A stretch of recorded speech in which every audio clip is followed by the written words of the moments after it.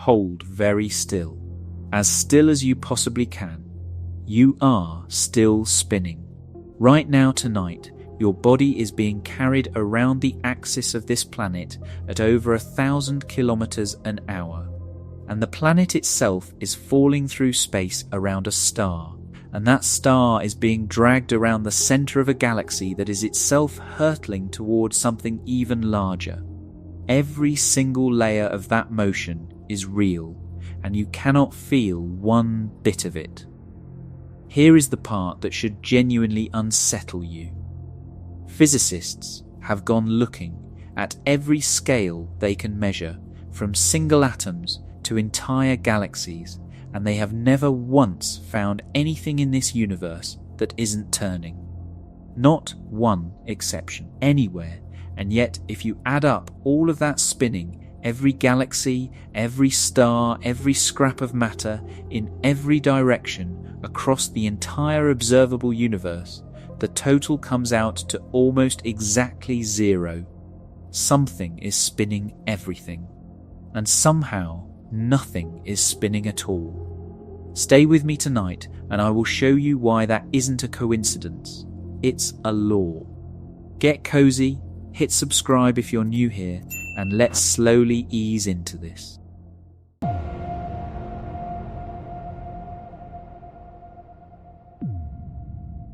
Part 1. The illusion of standing still. You think you know what stillness feels like. Sit in a chair right now and every instinct you have will tell you that you are motionless.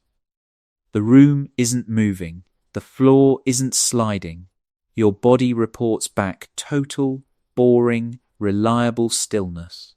And every part of that report is wrong. You are, at this very moment, being carried around the axis of the Earth at a speed that depends only on how close you are to the equator.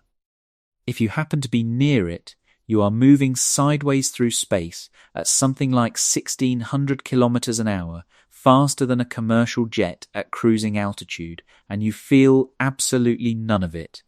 No wind, no pressure, no sense of motion at all. Your inner ear, the delicate mechanism evolution gave you specifically to detect motion, is sitting there in total silence, because it was built to notice changes in speed and direction, not speed itself. A rotation that is smooth and constant simply doesn't register. It hides in plain sight, disguised as rest.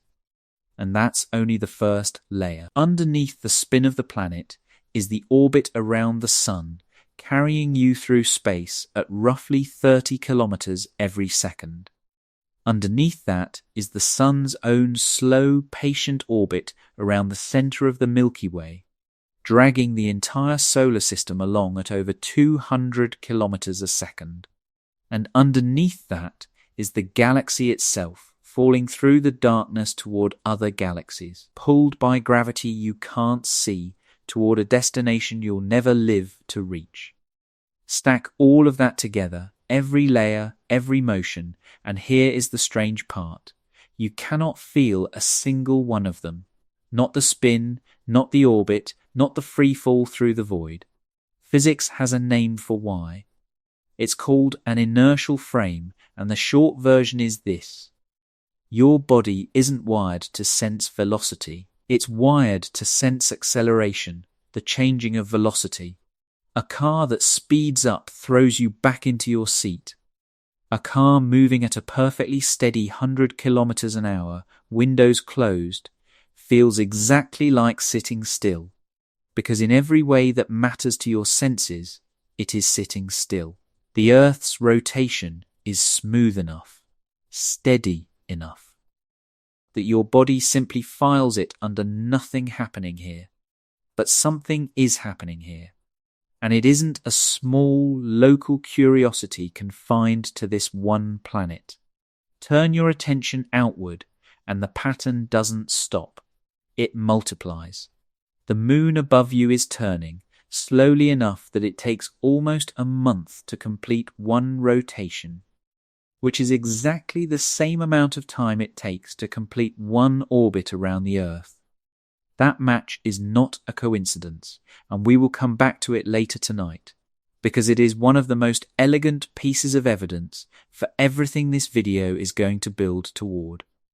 The sun is turning too, though not as one solid piece. Because it is a ball of plasma rather than rock, its equator completes a rotation faster than its poles, a fact that took astronomers centuries of patient sunspot tracking to even notice, let alone explain. Every planet in this solar system spins. Jupiter spins so fast, once every 10 hours, despite being more than 100 times the volume of Earth, that you can measure the effect with a backyard telescope.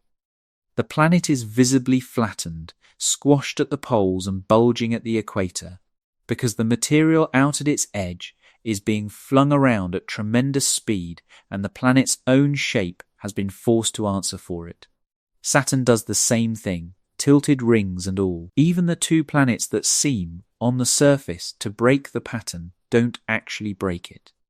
Venus turns so slowly that one day there lasts longer than one Venusian year, and it turns backward relative to almost everything else in the solar system, a mystery that still isn't fully settled.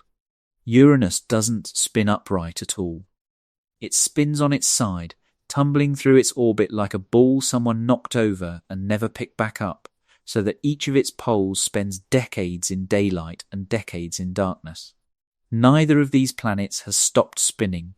They've simply been spinning strangely for a very long time, which is its own kind of evidence, because it means whatever knocked them into that orientation happened once, long ago, and nothing since has bothered to correct it. Keep climbing outward, and the spinning doesn't taper off, it gets more extreme. There are dead stars out there, the collapsed remnants of what used to be enormous, ordinary suns that now spin hundreds of times every single second. Their surfaces move at a meaningful fraction of the speed of light. There are black holes, objects so dense that light itself cannot escape their gravity, that are measured to be rotating almost as fast as the geometry of space-time will physically permit, right up against a mathematical wall that nothing is allowed to cross. And beyond even that, entire galaxies turn, slow and majestic, taking hundreds of millions of years to complete a single revolution, patiently carrying billions of stars around a center none of them will ever reach. At no scale, anywhere, examined by any instrument human beings have ever built, has anyone found a single object that is simply and permanently at rest. Not one exception in 4 centuries of trying. That is not a minor observation. That is a total pattern with 0 counterexamples, and in physics, a pattern with 0 counterexamples is almost never an accident. It's a signature. It means something structural is sitting underneath it, something built into the deepest architecture of how the universe works. Not something that happened to be true by chance for every single object anyone has ever pointed a telescope at. So here is the obvious question, the one that seems so simple it feels almost embarrassing to ask out loud. Why does anything spin at all? Most people, if you press them on it, will give you an answer that feels right, but is actually a description of something else entirely. They'll say that things need a push to keep moving, and that once something starts spinning, it just naturally starts running out of steam, the way a bicycle wheel slows down after you stop pedaling, or a spinning top eventually wobbles and falls. That intuition feels bulletproof because every single spinning object you have ever personally touched has in fact slowed down and stopped. The top. The wheel. The coin you flicked across a table as a kid.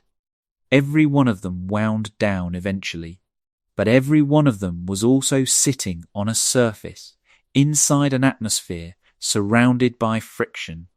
And out there, past the edge of the atmosphere, in the vacuum between planets and stars and galaxies, there is no floor to scrape against, and no air to push through.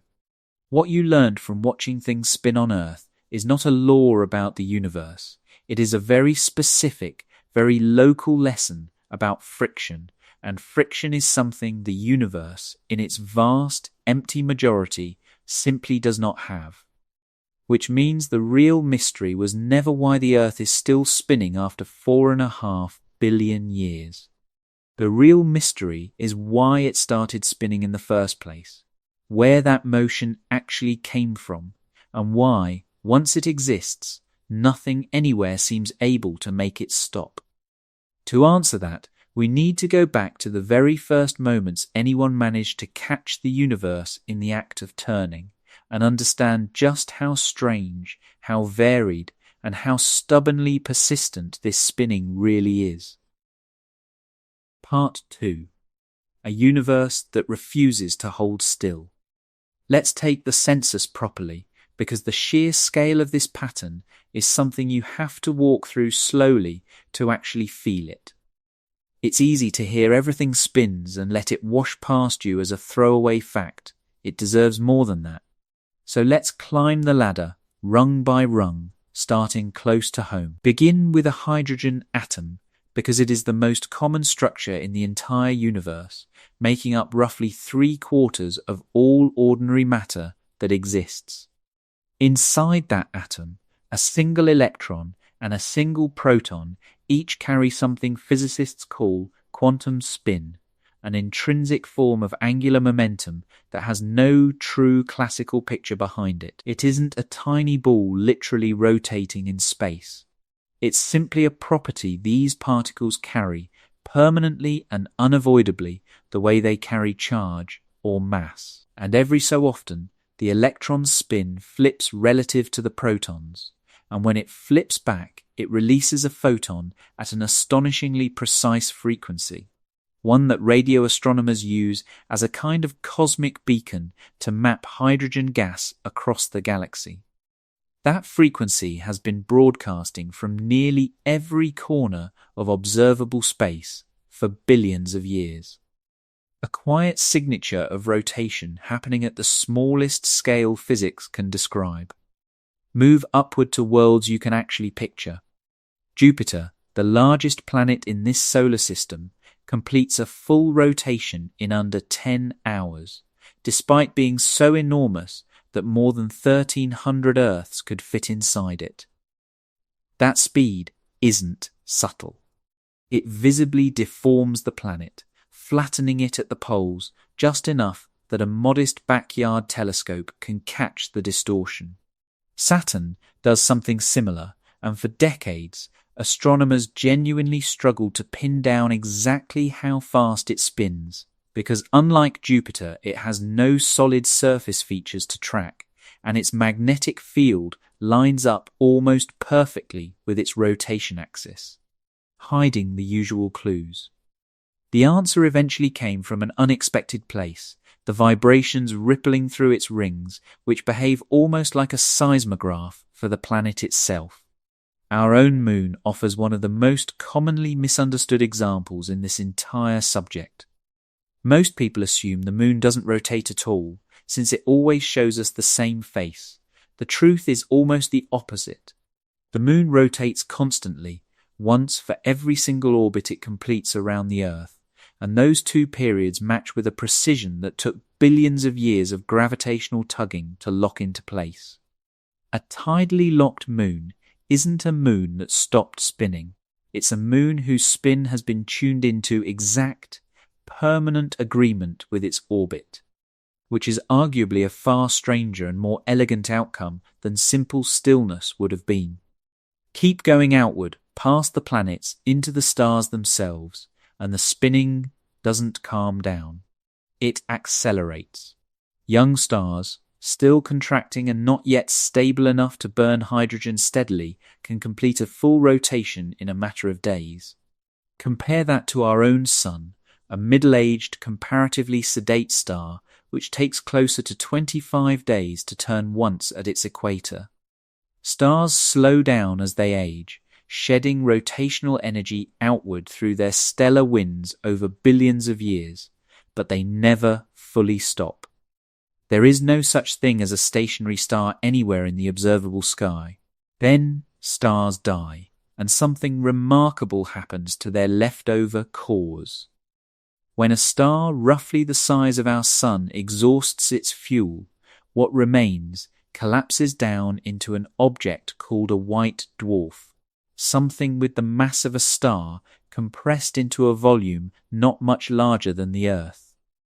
These objects rotate in a matter of hours, but for stars considerably more massive, the collapse goes further, crushing the stellar core down into a neutron star, an object typically only about 20 kilometers across yet containing more mass than our entire Sun. And when that much mass shrinks that dramatically, the rotation doesn't just increase. It becomes almost incomprehensible. The fastest confirmed spinning object anywhere in the known universe is a neutron star discovered inside a densely packed cluster of ancient stars sitting many thousands of light years away. That object completes a full rotation more than 700 times every single second, not per minute, per second. Picture standing above its equator and watching the entire surface sweep past you 700 times before you could finish counting to one at a normal pace. The material at its surface is moving at a meaningful fraction of the speed of light itself, and the astronomers who found it made a point of noting something unsettling in their published results. This particular object is unusually difficult to detect because a companion star nearby periodically blocks its signal from reaching us, which means the fastest one we've found is, quite possibly, not the fastest one that exists. It's simply the fastest one we happen to catch looking directly at us. Rotation doesn't stop with dead stars either. Black holes rotate as well, and physicists measure how fast using a number that runs from 0 up to a theoretical hard ceiling of exactly 1, a limit imposed not by the strength of any material, since a black hole has no material left to speak of, but by the very geometry of space-time itself. Some black holes that astronomers have studied appear to be spinning almost right up against that ceiling, close enough to the absolute mathematical limit that there is barely any room left to accelerate further. And then, at the largest scale anyone has ever managed to measure, entire galaxies turn. Our own galaxy, the Milky Way, carries our Sun and everything orbiting it around its center once every roughly 230 million years. A single rotation so slow that the last time our solar system was positioned exactly where it is now, complex land animals hadn't yet appeared on Earth. And in recent years, astronomers examining the largest structures known to exist, the vast filaments of galaxies that stretch for hundreds of millions of light years across the cosmic web, have begun finding hints that even these colossal threads may be slowly twisting about their own length, making them, if the finding holds, the single largest rotating structures ever identified. So there is the full census, and I want you to sit with the shape of it rather than the individual facts. Atoms, moons, planets, stars, the collapsed corpses of stars, black holes, galaxies, and possibly the largest structures the universe contains. Every single rung on that ladder occupied, no gaps. No quiet exception tucked away somewhere that turned out to be perfectly, permanently still. In more than 400 years of pointing increasingly powerful instruments at the sky, nobody anywhere has ever found one. Now stop and notice something about your own body while all of this is true. You are, at this very moment, sitting inside a stack of motions layered 5 deep. The surface of the Earth is carrying you sideways. The Earth is carrying you around the Sun. The Sun is carrying you around the galactic center. The galaxy is drifting relative to its neighbors. And that entire local cluster of galaxies is moving relative to the oldest light in the universe. 5 separate, simultaneous, very real rotations and motions, and you can feel precisely none of them, because none of them are accelerating you in a way your body was ever built to detect. Everything turns. Nothing needed to be pushed to keep turning. And so far, nobody in this story has told you why any of it started turning in the first place.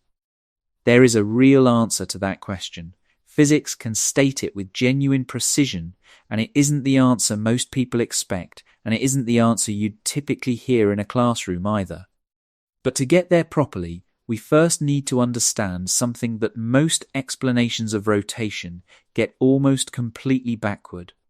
We need to understand what angular momentum actually is, why it behaves less like a property an object owns and more like a debt it's quietly carrying, and why the popular explanation involving a spinning ice skater is, despite being technically correct, one of the most misleading correct explanations in all of physics. Part 3. The rule that isn't really about objects at all.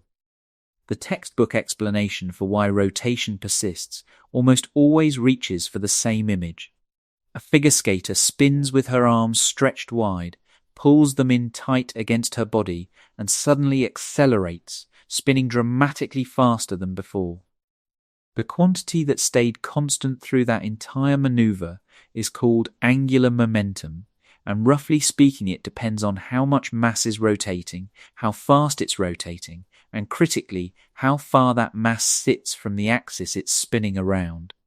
Pull the mass inward, and because the overall quantity has to stay fixed, the speed has no choice but to climb. The arithmetic behind that is completely correct. Every physics classroom on the planet teaches it this exact way, and it works perfectly well as a demonstration. But I want to spend a moment carefully taking that analogy apart, because it quietly teaches you 3 things that are subtly wrong, and those 3 wrong impressions are going to matter enormously for everything else tonight. The first wrong impression is that spinning faster comes from a decision. The skater chooses to pull her arms in. She chooses to accelerate. Every single example we're about to walk through tonight involves absolutely no choosing whatsoever. A collapsing cloud of gas drifting in the emptiness between stars has no arms to pull in and no intention of doing anything at all. The second wrong impression is that she is doing work to make this happen. Pulling her arms inward against the outward pull she feels genuinely does take real physical effort, real muscular energy, and that energy is what powers the extra spin. But a star collapsing under the crushing weight of its own gravity isn't doing work against anything external. Gravity does the pulling entirely on its own, for free, and the dramatic acceleration in rotation happens anyway, with no muscle and no cost paid by the object itself. The third wrong impression, and honestly the most damaging one, is that the analogy makes rotation feel like something the skater possesses, something she personally has and actively manages and consciously controls. Rotation is not a property that belongs to an object the way its color or its temperature does. It is a quantity the object happens to be holding at this particular moment, the way a bank account holds a balance rather than owns it outright. That distinction, holding versus owning, is going to carry the weight of everything that follows tonight. So let's put it plainly. Angular momentum behaves far less like a permanent characteristic and far more like an entry in a ledger. It can be transferred from one object to another. It can be split apart, handed off, passed along an entire chain of custody. But it cannot be conjured out of nothing, and it cannot be made to vanish. Every single entry has to come from somewhere, and every single entry has to go somewhere. And remarkably, the books close exactly, every single time, with no rounding errors and absolutely no exceptions granted for circumstance. Now here is the question that actually matters, the one most explanations skip entirely. Why should the universe run its books this way in the first place? The usual answer you'll get is that angular momentum is conserved because there's no external force twisting the system, which is true, but it's also completely circular. It amounts to saying nothing changed because nothing changed it. That isn't an explanation, that's just restating the observation in different words. The real answer was worked out in 1918 by a German mathematician named Emmy Noether, and it stands as one of the single deepest results anyone has ever produced about the underlying structure of physical law. Noether was working at the university in Göttingen at the time, without pay, formally denied a proper academic position for years, for no reason beyond the fact that she was a woman. One of her supporters, the mathematician David Hilbert, arguing on her behalf in front of the faculty, is reported to have asked his colleagues whether they seriously believed the university was some sort of bathhouse, incredulous that her gender should matter at all. The paper she produced that year established something that now quietly organizes essentially the entire structure of modern theoretical physics. Her theorem states this: for every continuous symmetry present in a physical system, there exists a corresponding quantity that must be conserved. A symmetry, in this sense, means something you can change about an experiment's setup without changing how the physics inside it plays out. Move your entire laboratory 10 meters to the left, and every experiment inside it behaves exactly as it did before. The laws of physics simply don't care where you happen to be standing. That particular symmetry, the sameness of physics from one location to another, is precisely what gives you conservation of ordinary momentum. Run the same experiment tomorrow instead of today, and again, nothing about the outcome changes. The laws of physics don't care when you happen to be running the clock. That symmetry gives you conservation of energy. And now here is the one that matters most tonight. Take your entire experiment and rotate it. Turn the whole setup to face some completely different direction, 90 degrees, 180, any angle you like. The physics inside behaves identically no matter which way it's pointed. Space itself has no preferred direction built into it. There is no cosmic north written into the fabric of reality, no orientation that the universe secretly favors over any other, no way to construct an experiment that behaves differently purely because of which way it happens to be facing. That symmetry, and nothing else, is the entire reason angular momentum is conserved. Sit with the size of that for a moment, because it changes what the persistence of the Earth's spin actually means. The Earth turns for 4.5 billion years with no engine, no mechanism, no continuous input of any kind. And that isn't because of some special property belonging to the Earth itself. It has nothing to do with its mass, its composition, its internal structure, or the emptiness of the space it sits in. It persists purely because space itself doesn't prefer any one direction over another. If space did have a preferred direction, some subtle orientation quietly built into the geometry of the universe, then rotation would not be a conserved quantity at all. Spinning objects would slowly leak their rotation away into that hidden structure with absolutely no friction required to explain it, and given enough time, the entire universe would gradually and permanently wind down into total stillness. It hasn't. Every single spinning object we walked through in the last part, from the flip of an electron's spin inside a hydrogen atom to the impossible speed of that neutron star, is direct evidence that space really is as indifferent to direction as this theorem demands it must be. If that still sounds a little too abstract to hold on to, here's a case where the symmetry genuinely breaks, and it sharpens the whole point considerably. Take a crystal, a rigid lattice of atoms arranged in a strict repeating pattern. Inside that structure, direction suddenly matters enormously. There are specific axes running through the crystal where atoms are packed tightly together and other axes where they're spread further apart. A vibration or a wave traveling one way through that lattice behaves noticeably differently from one traveling another way. The crystal has, in a very real sense, broken the rotational symmetry of space for anything living inside it, and the consequence shows up immediately in measurements. Angular momentum is no longer strictly conserved for a particle moving through that lattice on its own.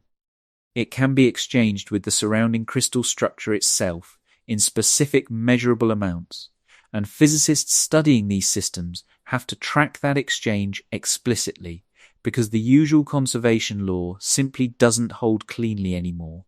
The reason it fails there is precisely because the symmetry fails there. Empty space, as far as anyone has ever been able to measure, using atomic clocks of extraordinary precision and astrophysical signals that have travelled across billions of light years, is not a crystal. It has no grain, no hidden axis, no built-in favourite orientation anywhere. And so, everywhere we've ever checked, the ledger holds. There's also a way to put your hands on this directly if you want something more tangible than a mathematical theorem.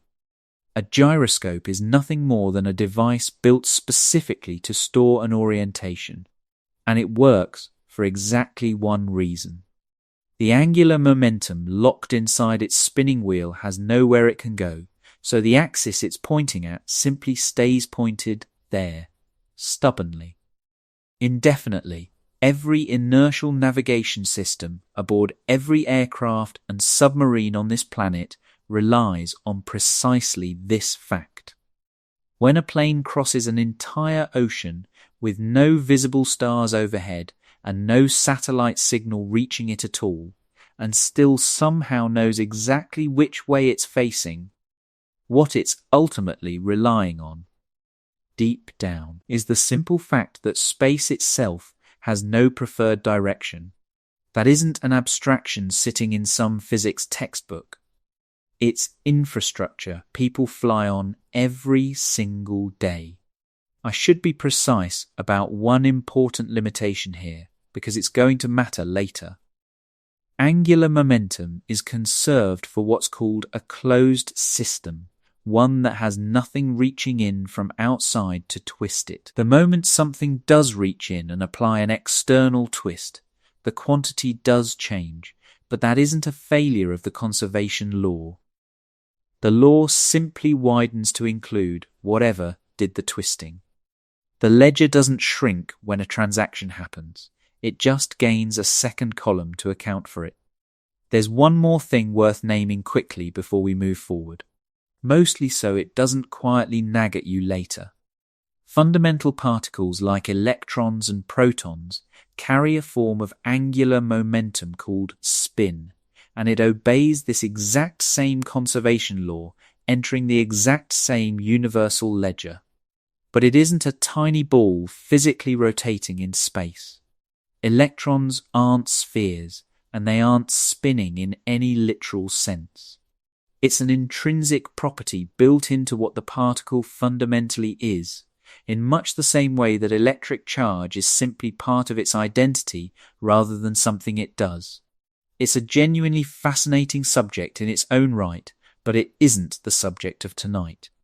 From here forward, when I say rotation, I mean the ordinary kind. Objects physically turning about an axis at a rate you could. In principle, time with a sufficiently good stopwatch. So here's where that leaves us. Rotation cannot be destroyed. Nothing anywhere in the universe has the power to simply remove angular momentum from existence, because doing so would require breaking a fundamental symmetry of space itself, and nothing has ever been observed doing that, not once, anywhere. And everything that unfolds for the rest of tonight is a direct consequence of that one restriction. When a star collapses, the rotation it carries doesn't disappear. It has to go somewhere. When a planet's spin gradually slows down over billions of years, that rotation hasn't vanished either. It's been handed off, and if we look carefully enough, we can actually go and find exactly where it landed, which raises the question nobody has asked yet tonight. And it turns out to be the only question that ultimately matters. If angular momentum can only ever be moved from one place to another and never created outright, then whatever total amount exists right now was fixed at the very beginning of everything, and it hasn't changed since. So what is that number? Hold on to that thought, because we aren't ready for it just yet. First, we need to understand how a quantity that supposedly cannot be created out of thin air somehow managed to produce a dead star spinning over 700 times every single second. Part 4. How almost nothing becomes almost everything. There's a piece of arithmetic hiding inside the conservation law from the last part that most explanations rush right past, and it happens to be the single most consequential fact in this entire subject. Angular momentum doesn't just depend on how far mass sits from its axis of rotation.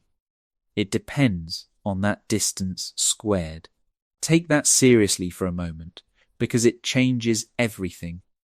If the total angular momentum of a system is fixed, and that system shrinks, the rotation rate cannot simply rise in proportion to the shrinking. It has to rise in proportion to the square of it.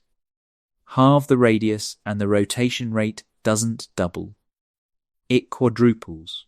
Shrink the radius down to 1/10 of its original size, and the rotation rate doesn't multiply by 10, it multiplies by 100. This relationship isn't gentle. It behaves like an amplifier whose gain climbs violently the smaller things get. And the universe, as it turns out, spends most of its existence making things smaller. Let's walk through what that actually does with real numbers, because the scale of it is the entire argument. Start with what astronomers call a molecular cloud core, the cold, dark birthplace of a future star, drifting quietly in the space between other stars. A typical one might stretch roughly a light year across, an almost incomprehensible span of empty, frigid space. Now give that cloud a rotation so slow it borders on meaningless, something like one complete turn every 10 million years. To put that in perspective, if you somehow found yourself standing inside that cloud with the most sensitive instruments ever built, you would have no hope of detecting that rotation at all. It isn't slow like a clock hand.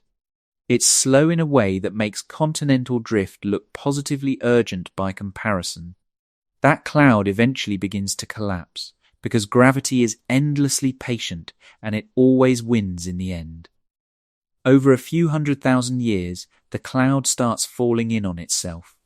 In the earliest stages, almost nothing appears to happen. The collapse is slow and the rotation remains completely undetectable. But as the radius keeps shrinking, that squared relationship starts to bite harder and harder. Shrink the cloud down to 1/10 of its starting size, and the rotation is already 100 times faster, still nothing you'd personally notice. Shrink it to 100th, and it's 10,000 times faster. Shrink it to 1,000th, and it's 1,000,000 times faster. The rate isn't creeping upward gradually, it's accelerating away, faster and faster the further the collapse proceeds, with absolutely nothing anywhere intervening to slow it down. By the time that collapsing cloud has shrunk down to roughly the size of an actual star, a shrinkage by a factor of somewhere around 10 million from where it started. The rotation rate has been multiplied by 10 million squared, that works out to a factor of 100 trillion. A cloud that once took 10 million years to complete a single turn is now spinning around in a matter of hours. And I want you to notice something crucial about that entire process. At no single point during that collapse did anything push it, twist it, or add rotational energy to it from outside. not once. The violence at the very end was already fully present at the very beginning, simply folded up so tightly inside an almost imperceptible motion that nothing could have detected it. The universe doesn't stop there either. When a sufficiently massive star finally exhausts its nuclear fuel, its core collapses again, this time shrinking from something roughly the size of our Sun down to a compact ball of neutrons only about 20 kilometers across, something you could, in principle, drive across in a matter of minutes. That's a further shrinkage by a factor of roughly 60,000, and the squared relationship converts that into a rotation increase of several billion times over. Feed that into a stellar core that was previously turning at a leisurely pace, once a month or so, slower even than our own Sun, and multiply it by several billion, and you end up with an object spinning around 100 times every single second. That is exactly where objects like pulsars come from. Not from anything spinning them up, but from a slow, ancient rotation inherited from a cloud that inherited it from something else entirely, amplified purely through geometry. Now picture yourself hovering directly above the equator of the fastest one anyone has ever actually found. You're looking down at an object barely 20 kilometers across, roughly the size of a small city, yet somehow containing more mass than our entire Sun. It's turning more than 700 times every single second. Every 1.5 milliseconds or so, the entire star comes fully back around. The surface directly beneath you is moving at close to a quarter of the speed of light.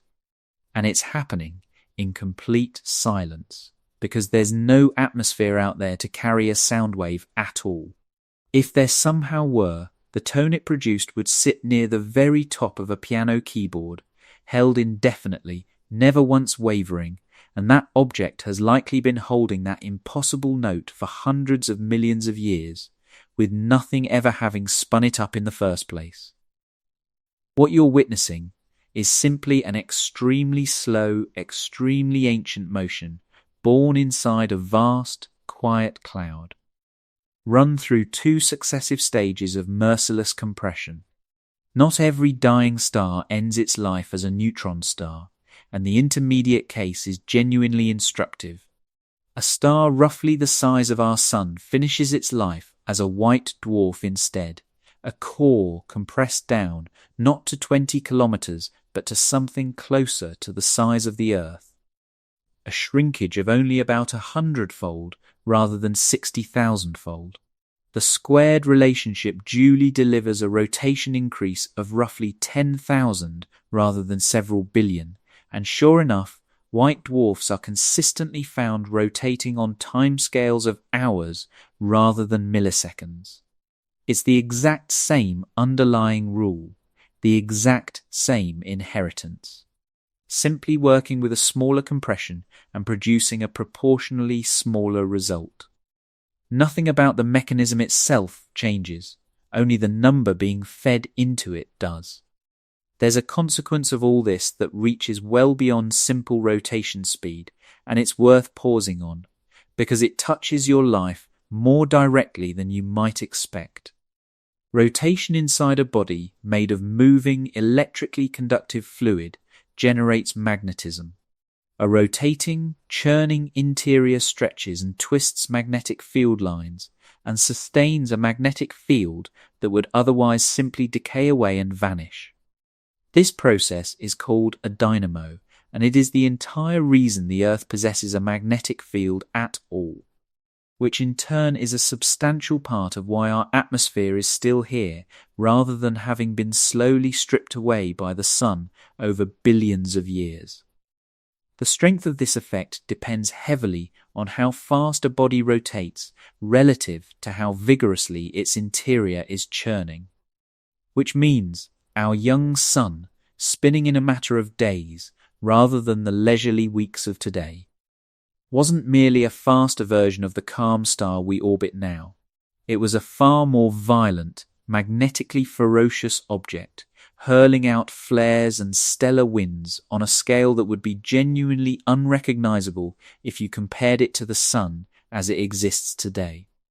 The rotation an object inherits doesn't only determine how quickly it spins, it quietly determines how dangerous that object is going to be. There's a second consequence of this squared relationship worth naming here, and it explains a shape you have almost certainly seen in every single image ever taken of a forming star or a feeding black hole, without ever being told why it's there. When material falls toward a gravitational center, it cannot simply fall straight in, because whatever angular momentum it's carrying forbids it. As that material approaches, the same amplification we've been walking through kicks in all over again. Its rotation rate climbs, and it ends up sweeping around the center far too quickly to actually land. So instead, it settles into the only configuration that can resolve the standoff. It flattens out into a disk, endlessly orbiting, permanently unable to get any closer. Material inside that disk only ever manages to spiral gradually inward as fast as it can find some way to shed its angular momentum, which it does slowly, through friction between neighboring rings, the inner material quietly handing its rotation outward to the material further out, one layer passing it to the next. Every accretion disk that has ever existed anywhere in the universe. Every protoplanetary disk that ever went on to build a solar system, every glowing luminous ring of matter spiraling into a black hole is simply the visible shape of matter trying and continuously failing to fall inward against a quantity it fundamentally cannot get rid of. These disks aren't decoration, they are the ledger, made visible at the scale of an entire galaxy. Which brings us right back to the question we've been very carefully avoiding all along. Every bit of this amplification is completely real, and none of it creates anything from nothing. The neutron star didn't manufacture its own rotation out of thin air, neither did the cloud that gave birth to it. Something, somewhere, had to originally hand that rotation over. So where did the very first twist actually come from? Part 5. The twist that came from the neighbours. If angular momentum cannot be created, then every rotating object in the universe is holding something it was given, which means the whole thing is an inheritance, and inheritances can be traced. You follow the transfers backward, one hand to the previous hand, and you keep going until you finally run out of hands. Where you run out is a piece of physics called tidal torque theory, and it carries a slightly sad history for a result this important. The essential idea was first proposed in 1949 by an astrophysicist who was one of the most inventive minds of the 20th century, and also one of the most stubbornly contrarian. This particular idea of his was, for a long time, almost completely ignored. It sat quietly in the scientific literature, unused, for roughly 2 decades before other researchers began reviving and properly developing it over the following years, gradually turning it into the finished theory physicists rely on today. From proposal to finished theory took the better part of 35 years, and most of that time was spent being overlooked entirely. Here is what it actually says, and I want to build it carefully, because although it isn't complicated, it's very easy to state in a way that sounds like magic if you rush it. Go back to the early universe, well before there were any stars, or galaxies, or anything you would remotely recognize. Matter at that point is spread out almost perfectly evenly. Almost. The variations in density from one region to another are astonishingly small, something on the order of 1 part in 100,000. Those tiny variations are directly measurable, imprinted permanently in the oldest light in the universe, and their smoothness is genuinely staggering. If the surface of the Earth were that smooth, its tallest mountain would rise barely 60 meters above sea level. One of those very slightly denser patches is, eventually, going to become a galaxy. Not yet, though. Right now, it's simply a region of gas, fractionally denser than everything surrounding it, being slowly pulled together by its own gravity while the universe continues expanding around it. That patch is not a sphere. Nothing at that scale ever is. It's lumpy, slightly elongated, irregular in shape, because it condensed out of a genuinely random field of fluctuations rather than being deliberately manufactured into anything symmetrical. It's a shapeless blob, possessing a long direction and a short direction, and it has neighbours, other slightly overdense patches sitting nearby, each one exerting its own gravitational pull. Here is the mechanism, and it turns entirely on that irregularity. Gravity weakens with distance. So any given neighbour pulls harder on the near side of our patch than it does on the far side. If the patch were a perfect sphere, that unevenness would simply stretch it and nothing more. But it isn't a sphere. It's an elongated blob, and crucially, it is not aligned with the direction that neighbour happens to be pulling from. Why would it be? There's no reason it should be. The near end and the far end are offset from the straight line connecting it to the neighbour, and an unequal pull applied across two offset ends isn't a stretch anymore, it's a twist. That is the entire idea. No neighbour has to do anything unusual whatsoever. Nothing has to swirl or vortex or collide with anything else. All that's required is that a lumpy object happens to sit inside the gravitational field of other lumpy objects it isn't perfectly aligned with, which happens to be the default condition of absolutely everything in a universe built out of random fluctuations. The asymmetry alone is sufficient.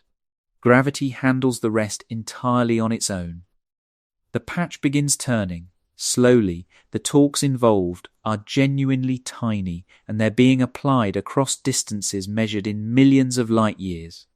But they accumulate, and in the early stages they accumulate steadily, with the angular momentum growing in almost direct proportion to the age of the universe itself.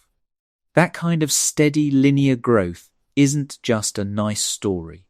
It's a specific, testable prediction of the theory, and it's been checked repeatedly against detailed computer simulations, and it holds up. Then the growth stops, and the way it stops is genuinely elegant. As the patch continues pulling itself together, it eventually reaches a moment astronomers call turnaround, the precise point where its own gravity finally overcomes the general expansion of the universe around it, and it stops expanding and begins to collapse inward instead. At turnaround, the patch effectively decouples from the rest of the expanding universe. It becomes a self-contained object in its own right, rather than merely a slightly denser region drifting along inside a spreading background. And the very moment that happens, the tidal twisting from its neighbours essentially switches off. The geometry that had been applying that twist no longer works the same way once the object has broken away and started collapsing on its own. Whatever angular momentum the patch happened to be carrying at that exact moment is what it keeps, permanently, for the rest of its existence. That's the inheritance, and everything we walked through in the previous part is simply what happens to it afterward, as gravity compresses it down through star formation and, in some cases, all the way down to a neutron star. Now for the number I would most like you to actually remember from tonight. Physicists quantify how much rotation a given structure has using something called a spin parameter, essentially a comparison between how fast the structure is actually turning and how fast it would need to turn for that rotation alone to hold it up against the pull of its own gravity. A spin parameter of 1 would mean an object entirely supported by its own spin, sitting right on the edge of flying apart. A spin parameter of 0 would mean no rotation whatsoever. The measured value for essentially every galaxy-sized structure ever carefully examined comes out to somewhere around 3 or 4%. That is how much rotation the early universe actually handed out. Every galaxy out there is turning at only a few percent of the rate that would be needed for rotation to genuinely matter in holding it together. In terms of what actually supports a galaxy's structure against collapsing entirely under its own gravity, rotation is close to an afterthought. And the distribution of that number across wildly different kinds of structures is remarkable in its own right. It follows very nearly the same statistical pattern across an enormous range of masses, from objects destined to become small dwarf galaxies all the way up to objects destined to become the largest galaxy clusters in existence, largely independent of mass. Independent of when in cosmic history they formed. It's one of the more genuinely universal results in the entire study of how cosmic structure forms. And it's universal precisely because the underlying mechanism producing it doesn't care about scale at all. Lumpiness and misalignment work identically whether you're talking about something the size of a small galaxy or something 10,000 times larger. The same twist gets applied at every single size. Small as that number sounds, it ends up deciding far more than you'd expect. The angular momentum a galaxy inherits is largely what determines its overall size and shape. Two galaxies with identical mass but different spin parameters won't end up looking anything alike. The one carrying more rotation settles into a larger, thinner, more spread out disk, its material held further out, its light diffused across a wider area. The one carrying less rotation ends up compact and comparatively bright. So when you look at photographs of spiral galaxies and notice that some appear grand and sprawling while others look tight and dense, a meaningful part of what you're actually seeing is a difference in exactly how hard that galaxy's neighbours happened to be tugging on it roughly 13 billion years ago. The theory isn't perfectly complete, and it's worth being honest about where it runs into trouble. In its simplest form, tidal talking alone tends to underpredict just how much angular momentum some spiral galaxies actually possess today. Detailed simulations suggest the shortfall gets made up later through gas that continues streaming inward along the great filaments of the cosmic web long after that original turnaround moment, arriving with rotation of its own and quietly delivering it to the growing disk.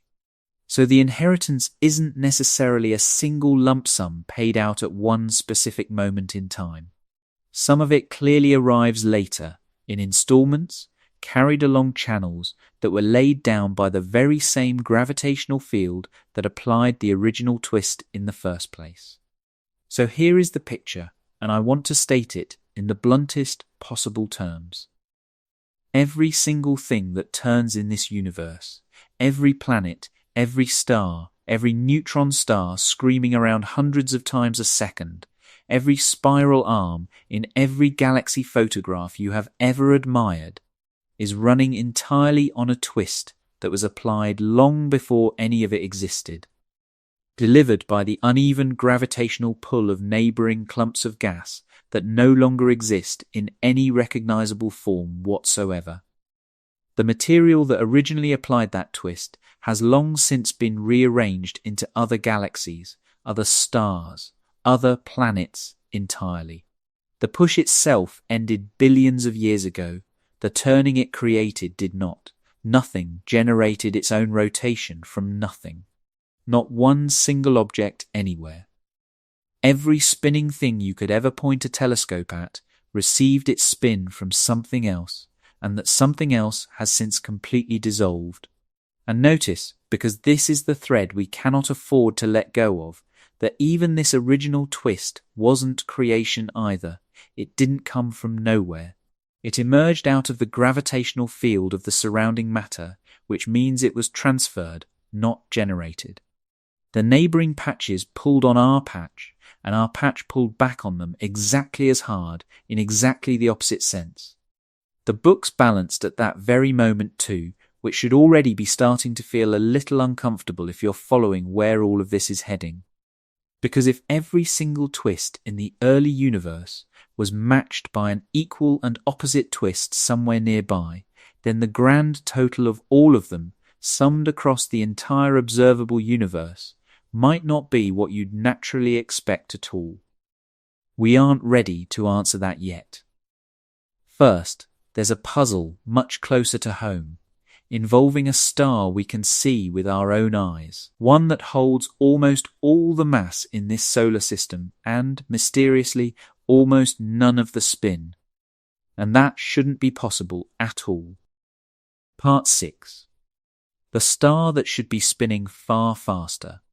The Sun contains an overwhelming majority of the mass in this entire solar system. Everything else combined, every planet, every moon, every asteroid, every wandering comet, amounts to only a tiny fraction of that total. The Sun is, in the most literal sense, this solar system. And everything else orbiting it is essentially debris left over from its formation. Now ask yourself a simple question. Where is all the rotation? The Sun holds only a few % of the solar system's total angular momentum at most. The exact figure quoted by astronomers varies slightly depending on how you do the accounting, but the shape of the answer never changes. Jupiter and Saturn between them hold the overwhelming majority of it, well over 90%. Sit with those two facts side by side for a moment. The object carrying almost all the mass has at best a small sliver of the rotation. Two planets that together amount to only a tiny fraction of the Sun's mass are holding almost the entire angular momentum budget of the system. This should not happen. Walk back through the collapse we described earlier, and the expectation is completely unambiguous. A cloud of gas contracts under its own gravity. Most of the mass ends up concentrated at the center, and the rotation, by every rule we've established so far tonight, should follow that mass inward, amplified by exactly the same squared relationship that spun up neutron stars to hundreds of rotations a second. The center of the collapsing cloud should be spinning ferociously. If the Sun had genuinely retained the angular momentum carried by the material that originally formed it, it wouldn't be completing a leisurely rotation once every 25 days. It would be turning in a matter of hours, flattened by its own spin, sitting right at the ragged edge of stability. It is not. It's a slow, calm, almost boring rotator by stellar standards.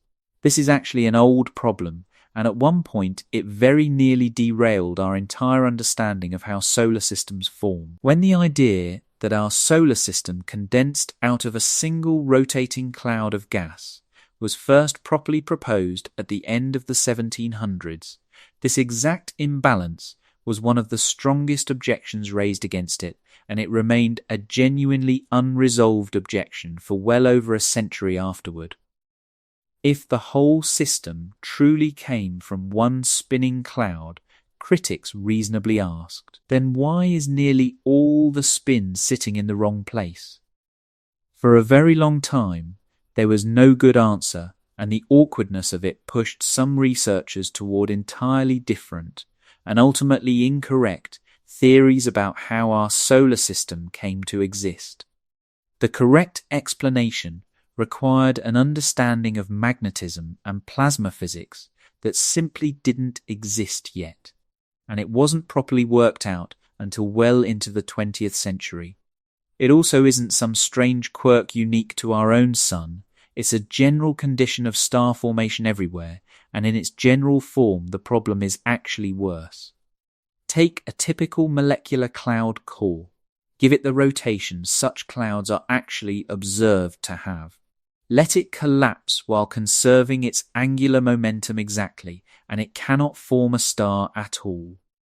It arrives carrying roughly 1,000,000 times too much rotation for a stable star to ever form, and instead simply shreds itself apart into a spinning ring long before it ever reaches stellar density. Every single star that exists today is, in a very real sense, a star that successfully solved this problem. Some of the excess rotation gets absorbed by splitting the collapsing cloud into a pair of stars orbiting each other, which is part of why so many stars in the sky are actually binary pairs rather than solitary objects. Some of it gets absorbed into a surrounding disk, and some of it gets violently ejected outward entirely through powerful jets that young stars fire outward from their poles. Star formation, seen from a certain angle, is less a story about gravity simply pulling matter together, and more a desperate story about matter frantically trying to shed its own rotation quickly enough to be allowed to become a star at all. So what happened to the sun's missing rotation? Here's the crucial thing. It didn't go anywhere, because it fundamentally cannot go anywhere. That's the entire point of the ledger we've been building all night. And this particular case gives us a chance to actually watch that ledger being enforced against a body that has every apparent advantage, every reason to simply win by sheer mass alone, and still doesn't get to keep what it started with. The rotation was moved outward, and the mechanism responsible for it is one of the more genuinely beautiful pieces of astrophysics there is. A young star is not a quiet, settled object. It's hot, violently magnetic, and surrounded by the remnants of the very disk it formed out of, a great flat structure of gas and dust, partly ionized, still slowly orbiting, and a magnetic field anchored deep inside a rotating star does not simply stay put where it started. It gets dragged around bodily with the star as it turns. And wherever that field threads outward through the surrounding disk, it effectively becomes a set of levers. Picture it as an enormous array of elastic lines stretched between 2 points. One end is fixed deep inside the spinning star, the other end embedded in slower moving material further out in the disk. As the star drags those lines forward with its own rotation, the lines in turn pull the disk material forward too, speeding it up. And by exactly the same amount, the disk material pulls back on those lines, and the lines pull back on the star.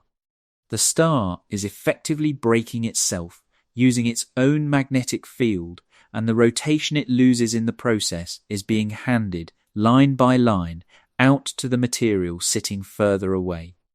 There's a second, even more effective version of the same basic trick. Ionized gas escaping from the star follows those same magnetic field lines outward, and while it remains attached to them, it's forced to keep pace with the star's own rotation, much like a ball being swung around on a string. Except this particular ball is being swung at a steadily increasing radius as it travels outward. By the time it finally detaches from the field, sometimes 10, 100, even 1,000 times the star's own radius away, it's carrying off an enormously disproportionate share of angular momentum for the small amount of mass it actually represents. A relatively small amount of escaping material can therefore strip away a wildly disproportionate share of the star's original rotation. This process is called magnetic braking, and across the full lifetime of a star, it turns out to be devastatingly effective. We can actually watch it happening in real time across different stars of different ages. Young stars, still contracting and not yet stably burning hydrogen, rotate in a matter of days. Older stars of similar mass rotate far more slowly, and the relationship between a star's age and its current rotation rate is regular enough that astronomers can actually run it in reverse, using how fast a star spins to estimate roughly how old it is. The models describing magnetic braking reproduce this observed slowdown with genuine quantitative accuracy across timescales ranging from millions to billions of years.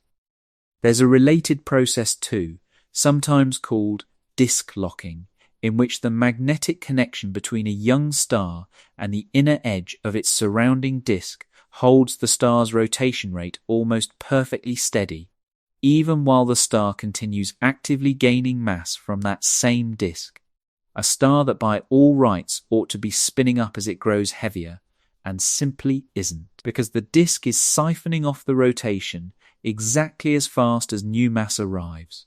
So the sun's missing rotation was never actually missing at all. It's out in the far reaches of the solar system, embodied in the orbital motion of Jupiter and Saturn, and it got there by travelling outward along magnetic field lines and riding along in the wind of a considerably younger and considerably angrier version of our sun, roughly 4.5 billion years ago. I want to stop here for a moment, because there's something easy to walk right past in this that's genuinely worth feeling properly. We're deeply accustomed to living in a universe where size simply wins. The largest object dominates. It sets the terms. It holds the resources. The smaller ones orbit and comply, and in almost every conceivable respect, that's precisely what our solar system looks like from the outside.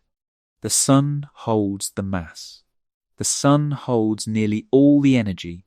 The sun holds every planet in place purely through the strength of its own gravity, and none of those planets get any say whatsoever in the matter. And on this one particular quantity, the arithmetic simply overrules all of that entirely. The sun doesn't get to keep the rotation just because it's large. It receives no special allowance for being the most important object in the system. Jupiter, at a tiny fraction of the sun's mass, holds most of this solar system's total angular momentum, and there's no appeal to be made, because the ledger doesn't weigh who happens to be holding what. It only ever checks that the grand total remains unchanged. Nothing was destroyed to make that happen. Not one single unit of angular momentum was removed from existence across the entire 4.5 billion year history of this solar system. It was simply moved from the center all the way out to the edge, carried by magnetic fields, and it's sitting out there right now, quietly embedded in the orbit of a planet you can see with your own eyes on any sufficiently clear evening. Moved, never destroyed. And that has now happened twice tonight already, once back in the early universe, when neighbouring patches twisted our patch and were twisted back in return, and once here, much closer to home, when a star handed off its own rotation to the planets orbiting it. And if angular momentum is only ever moved and truly never created or destroyed, then the total amount of it in existence has never once changed, not by so much as a fraction, in the entire 14 billion year history of the universe, which means there is a single, specific number fixed permanently at the very beginning of everything, describing the total rotation of the entire universe, and nobody has told you yet what that number actually is. Part 7. Putting the pieces together. We're roughly halfway through tonight, and this is a good place to pause the climb for a moment and lay out everything we've established so far, because 5 separate threads have come together, and they form something considerably larger than any one of them on its own. The first thread is that rotation does not need to be maintained. Objects out in the vacuum of space have been turning for billions of years with nothing driving them, and the intuition telling you that motion always requires a continuous cause isn't actually a law of physics at all. It's a description of friction, and friction is something the emptiness of space simply doesn't have. In a vacuum, turning is simply what a turning object does, indefinitely, with no expiry date built in anywhere. The second thread is why angular momentum is conserved in the first place, And the answer is that space itself has no preferred direction. That's Noether's result from 1918, and it's a considerably stranger statement than it first appears. The persistence of a planet's spin isn't fundamentally a fact about the planet at all. It's a fact about the geometry that planet happens to be sitting inside. If space had some kind of grain to it, some subtly favoured axis, some orientation the universe quietly preferred over all others, then rotation would gradually bleed away entirely on its own, no friction required, and eventually everything, everywhere, would wind down into total stillness. It hasn't. And so, apparently, nothing has to. The third thread is that an almost imperceptibly small amount of rotation can travel an enormous distance, because angular momentum depends on distance from the axis squared, which means collapse behaves as an amplifier with a genuinely enormous gain, a cloud a light year wide, turning once every 10 million years. A motion no instrument could ever hope to detect from inside it becomes a star turning in a matter of hours. Collapse that star's core again later in its life, and you get an object turning hundreds of times every single second. Nothing was ever added along the way. The violence at the end was fully present at the very beginning, simply folded up so tightly it was invisible. The fourth thread is where that original twist actually came from, and the answer is that it was never generated by anything that currently holds it. Lumpy, irregular patches scattered across the early universe were twisted by the uneven gravitational pull of their equally lumpy neighbours. No swirling was required, just misalignment, and the simple fact that gravity weakens with distance. That angular momentum accumulated steadily until each patch finally stopped expanding along with the rest of the universe and began collapsing on its own, and at that exact moment it was locked in permanently. And the amount handed out, on average, was genuinely tiny, a spin parameter of only a few %, meaning every major structure in the universe is turning at only a small fraction of the rate at which rotation would actually matter for holding it together. And the fifth thread is the one everything else has been quietly circling. Angular momentum can be moved, but it can never be destroyed. The neighbouring patches twisted our patch, and our patch twisted them back, exactly as hard, in exactly the opposite sense. The Sun handed almost all of its own rotation off to Jupiter and Saturn, along invisible magnetic field lines, and it never got a single bit of it back. In both cases, nothing vanished. The books balanced. They always balance. There's a sixth thread too, which is really just the fifth one made visible to the eye. Every disk anywhere in the universe is a picture of this exact rule being obeyed. The rings surrounding a forming star, the glowing band of matter spiraling slowly into a black hole, the flat orbital plane every planet in this solar system quietly agrees to. None of those shapes are decorative. They are simply what matter gets forced into when it desperately wants to fall inward and cannot shed its rotation quickly enough to actually manage it. Flatness, wherever you happen to look in the night sky, is the visible fingerprint of a quantity that categorically refuses to simply go away. So here is the full picture as it currently stands. Every single rotating object anywhere in the universe is holding a quantity it did not create, cannot destroy, and can only ever pass along to something else. The entire thing is one continuous, enormous system of transfers, running uninterrupted for roughly 14 billion years, in which the very same conserved quantity has been handed from clouds to stars to planets to moons. Amplified along the way by geometry, redirected by magnetism and by tides, and never once, at any point, added to or subtracted from. Which brings us, finally, to the thing that's been sitting quietly underneath this entire video without ever being said out loud directly.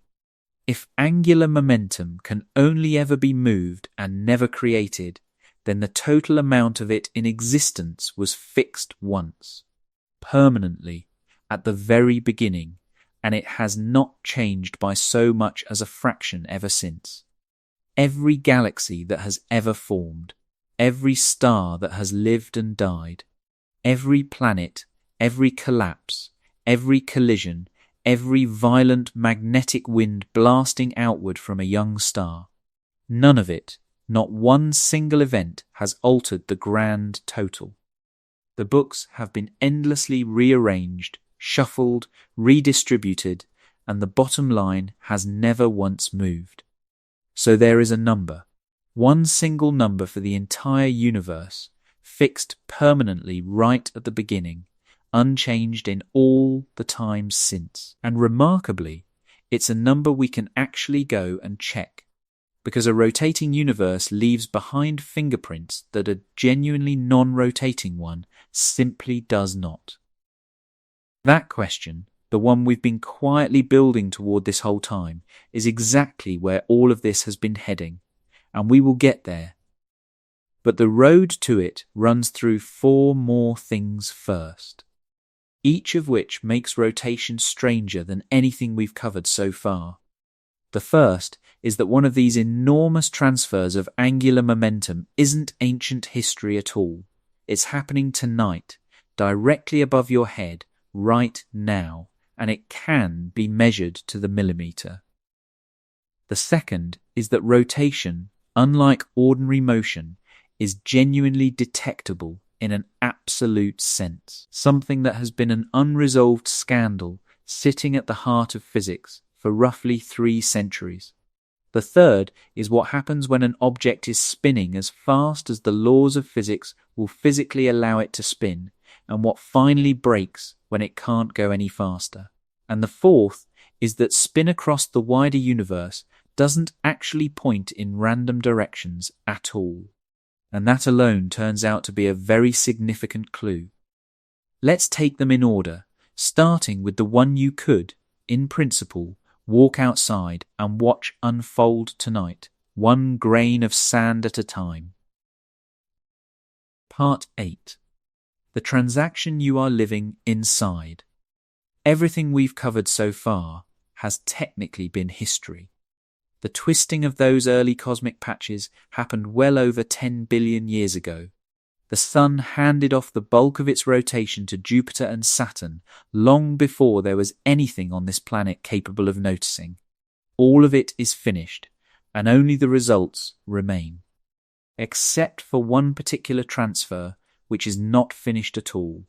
It is happening right now, above your head, and it can be measured down to the millimeter.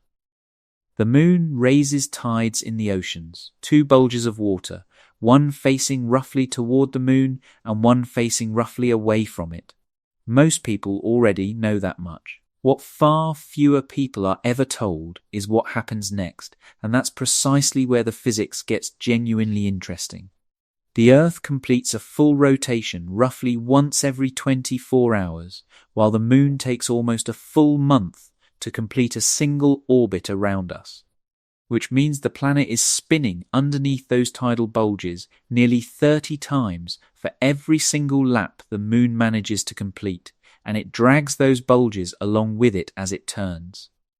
The water can't respond instantly to the moon's pull.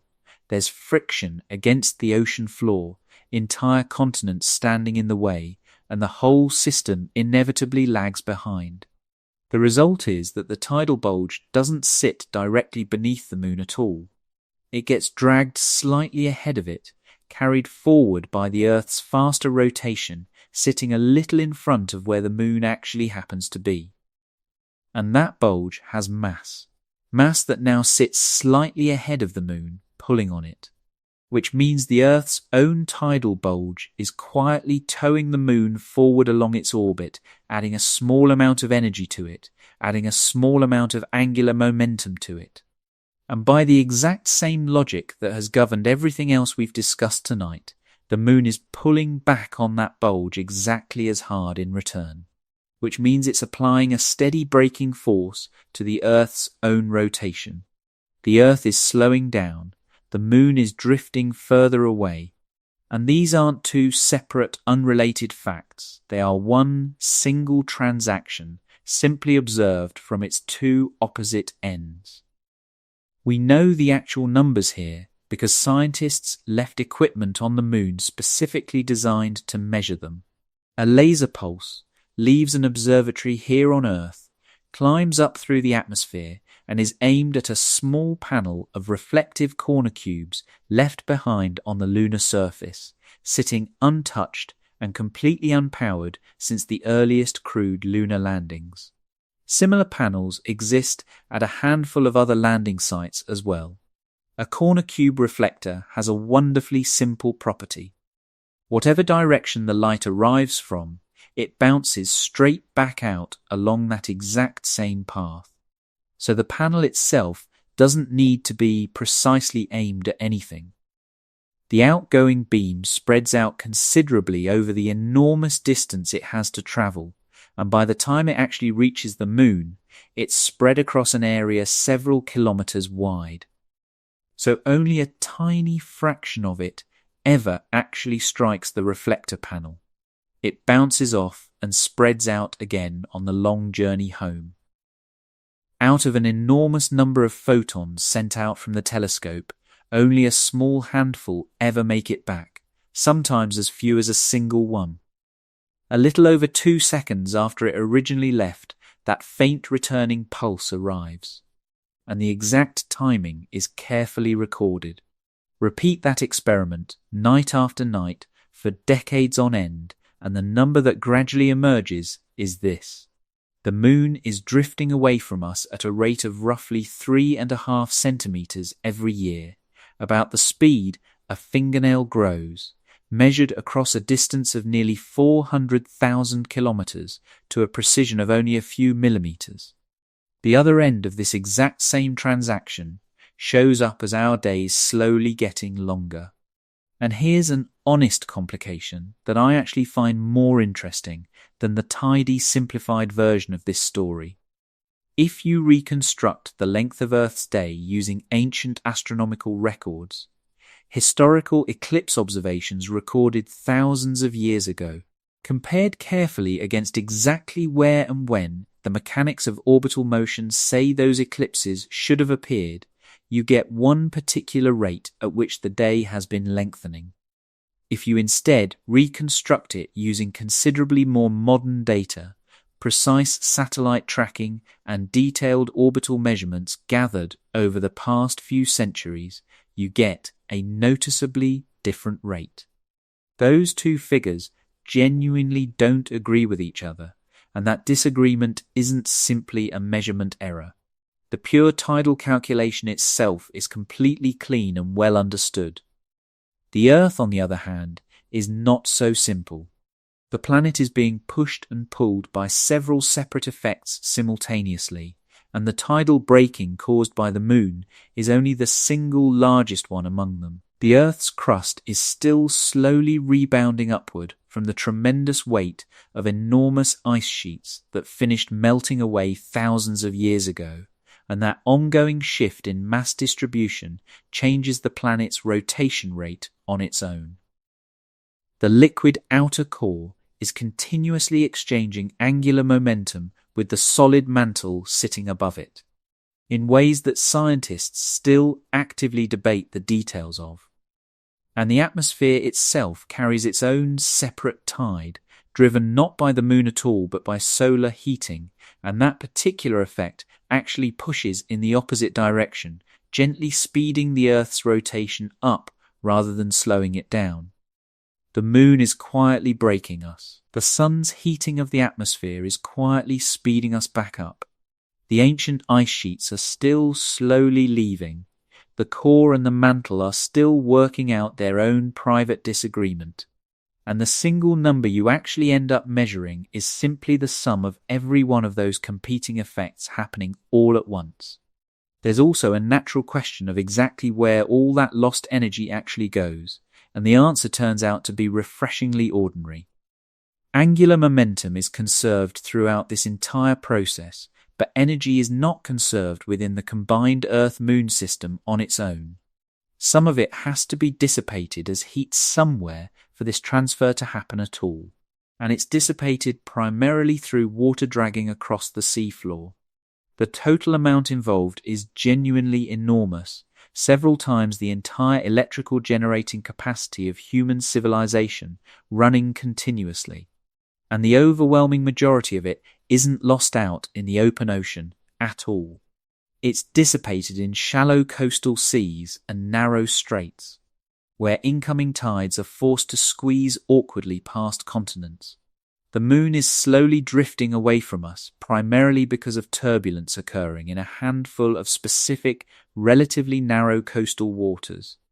The evidence for all of this is written into the fossil record too, in a way I find genuinely more moving than any of the raw numbers involved. Certain species of coral lay down a fine, distinct growth band every single day, along with a coarser, more prominent band once every year. If you carefully count the number of fine daily bands sitting between two of those coarser yearly bands, you're effectively counting the number of days that made up a full year at the exact moment that particular coral was alive. Do that with fossilized coral from many hundreds of millions of years ago, and you consistently get a year made up of considerably more days than the year we currently experience. The length of the year itself hasn't actually changed at all. Only the length of an individual day has.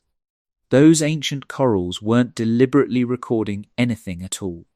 They were simply growing, one day at a time, and in doing so, they inadvertently preserved the Earth's rotation rate directly in stone for hundreds of millions of years, patiently waiting for someone to eventually think to go and count. That same underlying complication is also what completely ruins any naive attempt to simply extrapolate this recession rate backward in time. And it's worth briefly working through the arithmetic just to watch it fail. Running today's measured rate of lunar recession straight backward in time would place the moon sitting almost directly on the Earth's surface only a few billion years ago, which is flatly, demonstrably wrong, because we have rocks considerably older than that, which still preserve clear evidence of tidal patterns from a moon that was already comfortably distant. The rate simply hasn't stayed constant over time, because tidal friction depends enormously on the exact shape and depth of the oceans, and the arrangement of the continents has been steadily shifting the entire time. There's even geological evidence suggesting that for a substantial stretch of Earth's middle history, the length of a day may have remained locked in place for an extraordinarily long stretch, with the solar atmospheric tide and the lunar ocean tide very nearly cancelling each other out entirely, holding the planet's rotation rate in a delicate balance until that equilibrium eventually broke down. Even on much shorter timescales, the length of the day genuinely wobbles. Large earthquakes redistribute mass around the planet and measurably change the day's length by a few millionths of a second. There's also a natural free oscillation in the Earth's rotation axis, discovered back in the late 19th century, whose underlying energy source is still not fully settled among scientists today. And the entire reason leap seconds occasionally get added to our clocks at all comes down to exactly this mismatch between the perfectly fixed, unchanging atomic second and the Earth's own rotation, which simply refuses to hold perfectly still. But the overall direction of travel here is not remotely in doubt. The moon is steadily leaving, our days are gradually getting longer, and there is a genuine, observable end state to look forward to, because another pair of worlds out in our solar system has already fully reached it. A small icy planet and its largest moon are permanently, mutually tidally locked to one another, each one showing the exact same face to the other, forever, their day, their month, and their orbital period around each other are all identical numbers. There is nothing left remaining to trade between them. The transaction has fully completed, the ledger has closed, and neither body has anything more it could possibly hand over to the other. That is precisely where the Earth and the Moon are quietly, patiently headed, though our own Sun will very likely have destroyed us both long before that final state is ever reached. So this is what you are actually living inside tonight. A slow, patient settlement unfolding between two enormous bodies, hundreds of thousands of kilometers apart, in which your planet is steadily handing over a small fraction of its rotation, a few centimeters worth of lunar distance every single year, and there is genuinely nothing anyone could do to stop it, and honestly, nothing anyone should particularly want to. The day was a fraction shorter when the earliest human civilizations were first raising cities. It will be a fraction longer again tomorrow. Nothing is turning it, and something, very slowly, patiently, is quietly bringing it to a stop.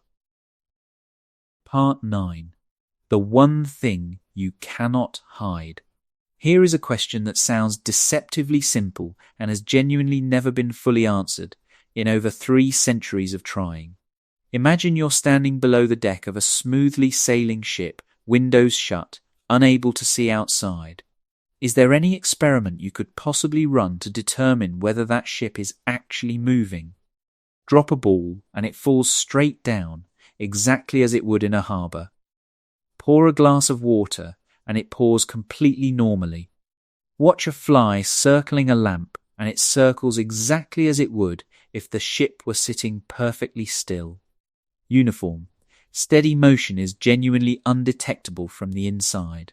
There is no such thing as being at absolute rest in any meaningful sense. There is only ever being at rest relative to something else.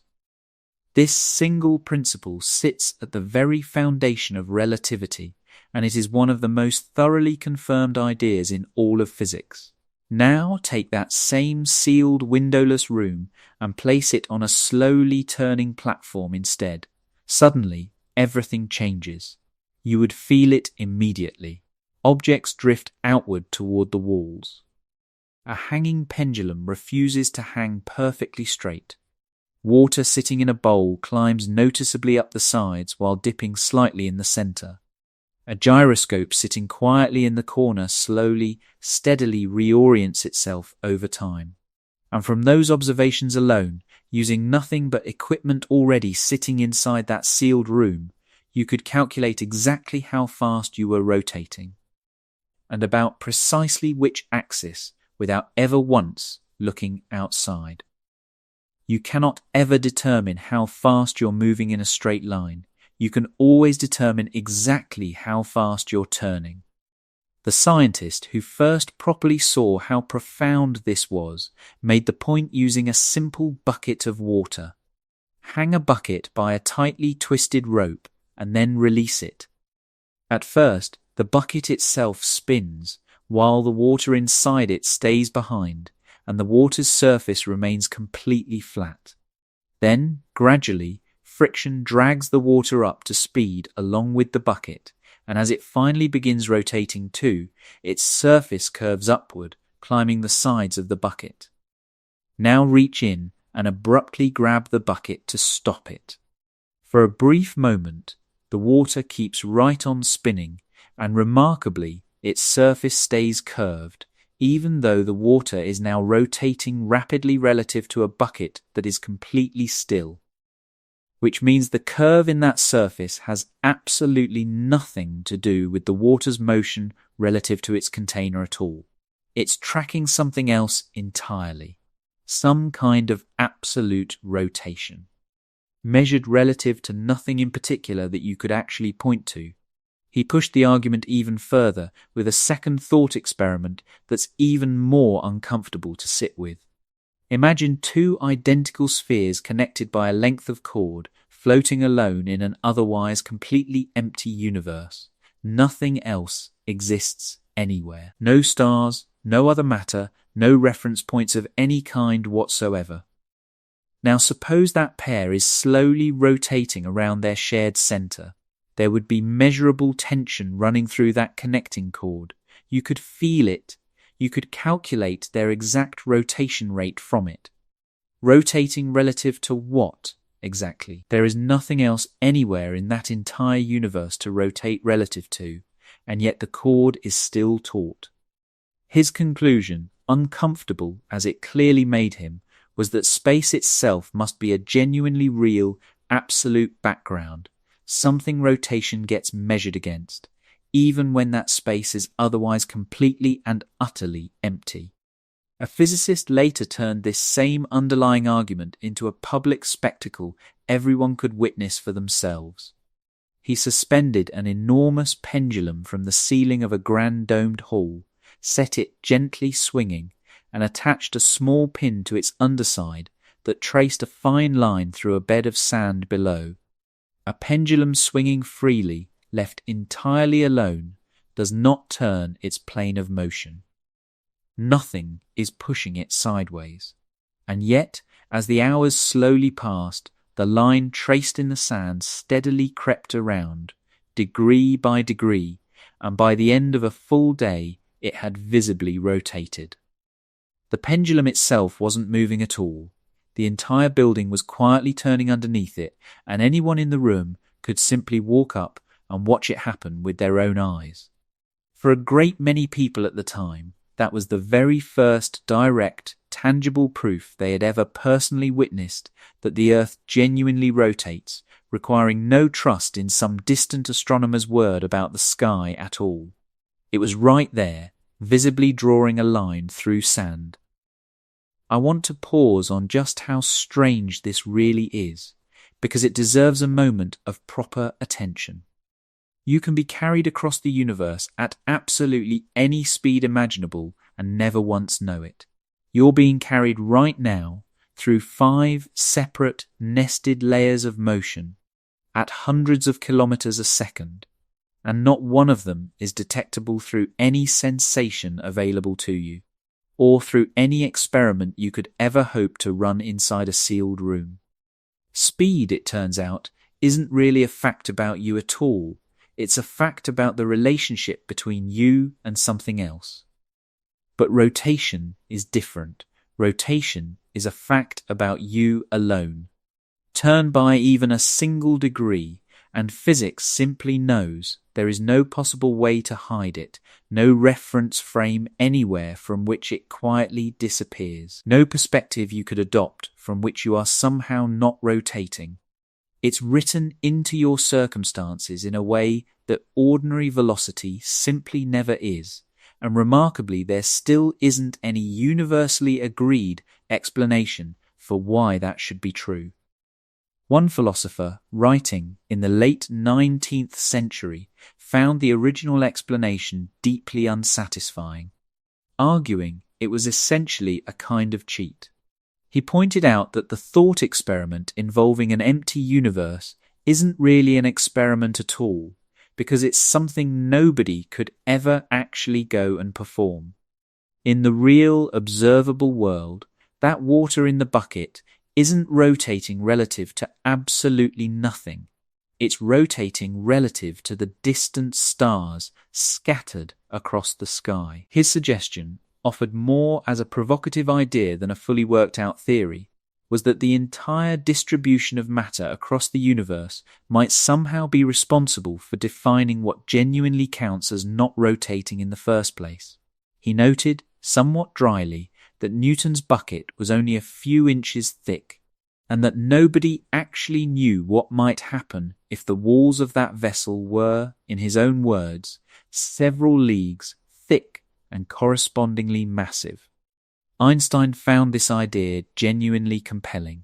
He gave it a name, and he sincerely hoped that his emerging theory of general relativity would end up fully embodying it. It does not, quite. It embodies the idea partially, in ways that turn out to be genuinely surprising, while refusing it in other ways entirely.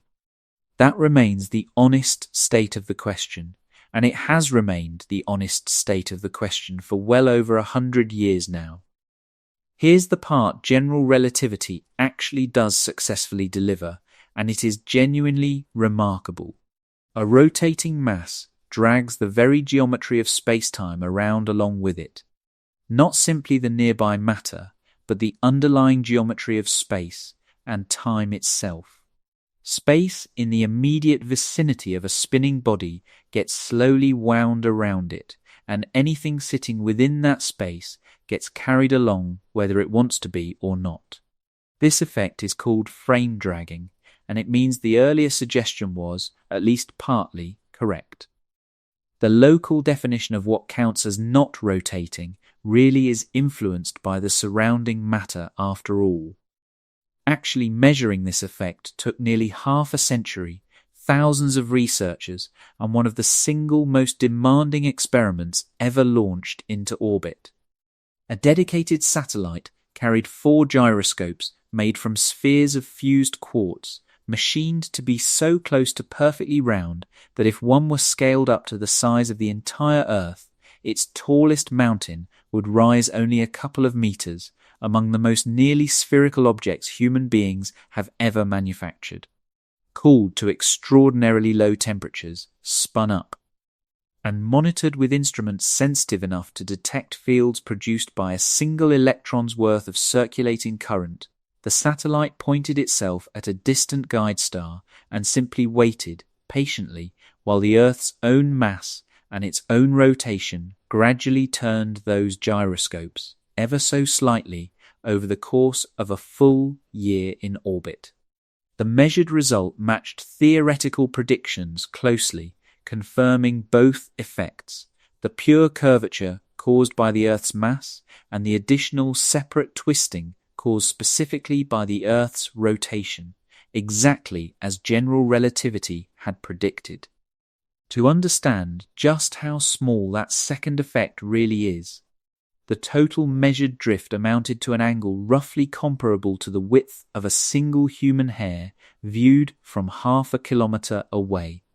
That is the entire cumulative effect of an entire rotating planet on the orientation of a gyroscope in orbit above it, accumulated patiently across a full year. That same effect has since been independently confirmed using a completely different method entirely, tracking the slow twisting of the orbital planes of a pair of passive reflector-covered satellites using nothing more than laser ranging from the ground, arriving at essentially the same result through an entirely different route. So this is where 3 centuries of genuine argument ultimately leaves us.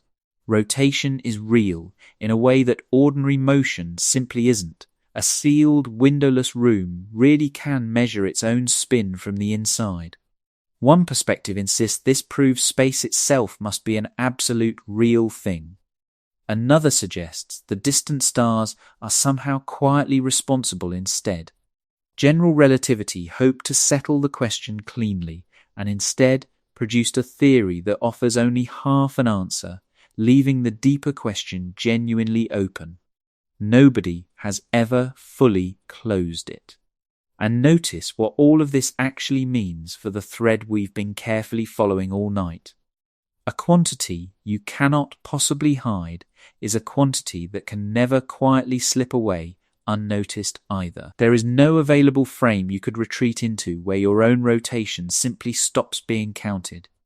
No perspective from which the books somehow don't have to balance anymore. The absolute, undeniable nature of rotation and the exactness of the underlying ledger aren't really 2 separate facts at all. They are the very same fact, simply viewed from 2 different directions, which raises the obvious next question. If rotation genuinely cannot be destroyed, and it keeps getting relentlessly amplified every single time something collapses further, then what, if anything, finally stops it? What actually happens when something is spinning as fast as the universe will physically allow it to? Part 10. What breaks first? Every other quantity in physics that grows without any apparent limit eventually runs into something that finally stops it. So, what stops rotation? The answer isn't friction. because out there, genuinely none exists. It isn't exhaustion either, because nothing is actually being spent. There is no natural process anywhere in the universe that gradually wears rotation down, the way ordinary air resistance slowly wears down a spinning top here on Earth. What actually happens instead is considerably less comfortable to think about.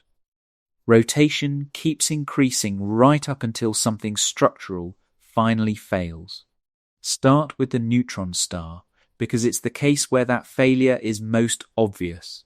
Spin any object fast enough, and the material sitting at its equator requires an ever larger inward force just to keep it moving along its circular path. At some particular rate, the available force simply runs out. For a star, that inward force is nothing more than its own gravity, and when it fails, the equator simply leaves. The object either sheds mass outright or comes apart entirely. This is called the breakup limit, and for a neutron star, depending on exactly which theoretical model of ultra-dense matter you trust most, it sits somewhere in the region of well over 1,000 rotations every single second. The fastest confirmed neutron star ever found spins a little over 700 times per second, which is genuinely less than half of that theoretical limit. And that gap is actually a real problem, because our modern surveys are more than sensitive enough to detect objects spinning considerably faster than that, and astronomers have been actively searching for decades. They simply aren't out there. Something appears to be capping neutron star rotation well below the point where matter itself would physically tear apart. The leading explanation is one of the more genuinely unsettling results in modern astrophysics, and it involves the only remaining counterparty available. A sufficiently fast spinning fluid star can develop a very specific pattern of internal oscillation, a wave rippling through the star's own fluid interior, driven purely by its own rotation, distantly related to the great planetary scale waves that shape weather patterns here on Earth. In a neutron star spinning fast enough, these particular waves become unstable. They grow steadily, and because the star involved is astonishingly dense and the resulting wave pattern isn't perfectly symmetric, that growing wave actually radiates gravitational waves outward, genuine ripples running through the fabric of space-time itself, and those ripples carry angular momentum away with them as they go. Read that again, because it's the entire point of this part. The star cannot simply destroy its own excess rotation. Nothing anywhere can. So when it finds itself spinning too fast to remain stable, it does the only thing genuinely available to it.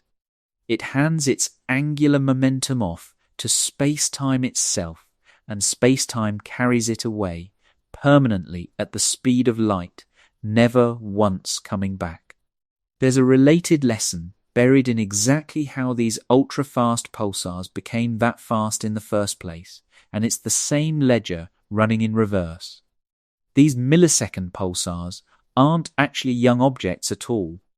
They're old cold neutron stars that were originally spinning quite slowly and have since been spun back up dramatically by gradually stealing material from a companion star sitting nearby.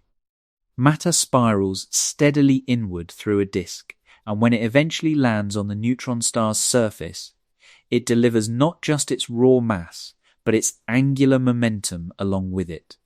Feed a slow, ancient pulsar steadily for 100 million years or so, and you end up with a remarkably fast one.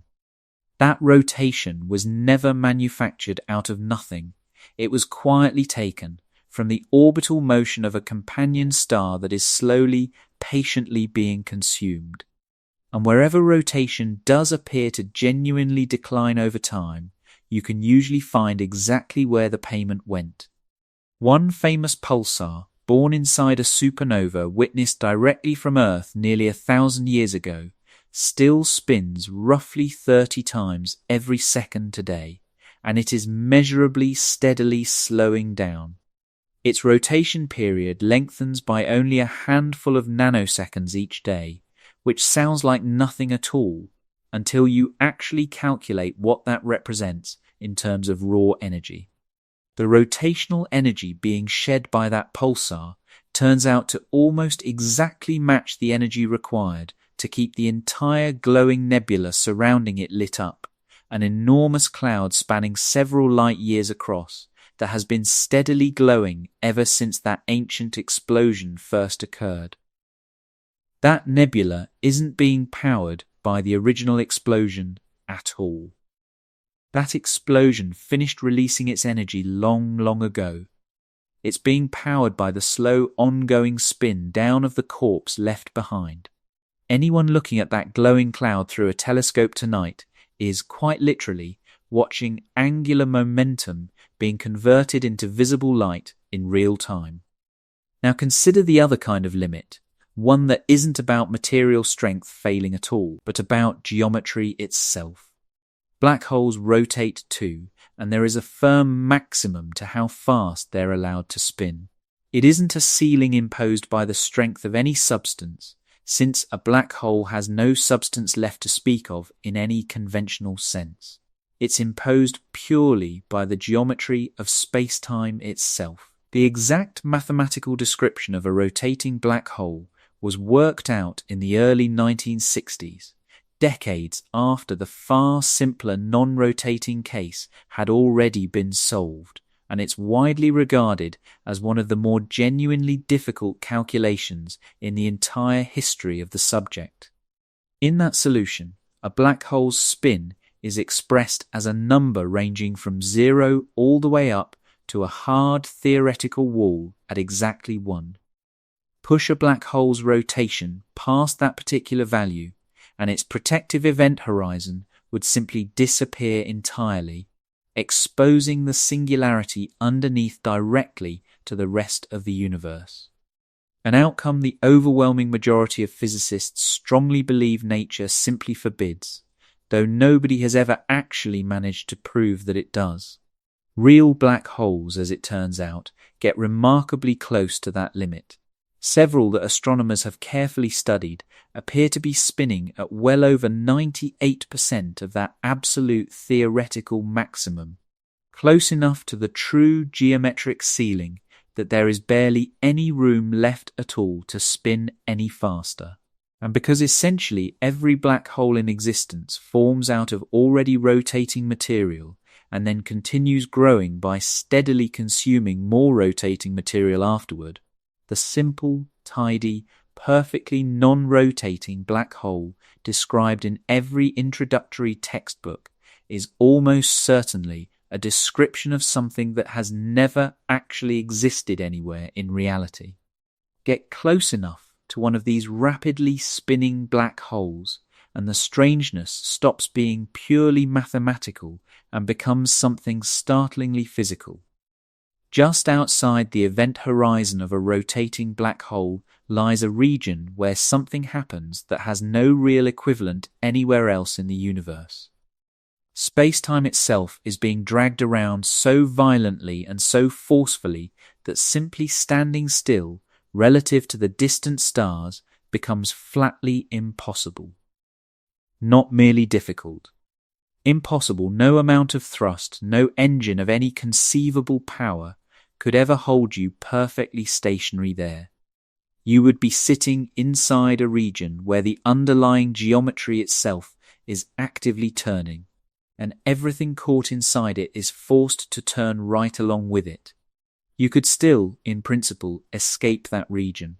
The true event horizon lies further in, but you could never manage to simply hold still. That frame-dragging effect, which took an entire decade and 4 almost perfectly spherical quartz gyroscopes just to barely detect around our own planet, becomes, out here, absolute and completely inescapable. And remarkably, that rotational energy can actually be extracted. It was shown, through a now famous thought experiment, that if you drop an object into that region and split it cleanly in two, sending one piece further inward while allowing the other piece to escape, the escaping fragment can actually carry away more total energy than the entire original object originally brought in with it. That extra energy comes directly from the black hole's own rotation, which is correspondingly reduced as a result. It amounts to a genuine method of mining a black hole for energy, and that mining is limited by exactly the same quantity we've been carefully tracking across this entire video. That same fundamental story plays out again at a far smaller scale too, where the objects involved are little more than loose rubble. Sunlight falling on an irregularly shaped asteroid gets absorbed unevenly on one side and gradually re-radiated back out as heat. And because the asteroid's shape is uneven rather than perfectly symmetric, that re-radiated heat produces a very slight but persistent net torque. Over millions of years, that steady, gentle torque can genuinely spin an asteroid up. Many smaller asteroids aren't solid chunks of rock at all, but loosely bound piles of gravel held together only by their own extremely feeble gravity. And when that gradual spin-up finally reaches the point where the asteroid's own gravity can no longer hold its equator together, it comes apart. Sometimes shedding off a small companion moon, sometimes splitting cleanly into an orbiting pair.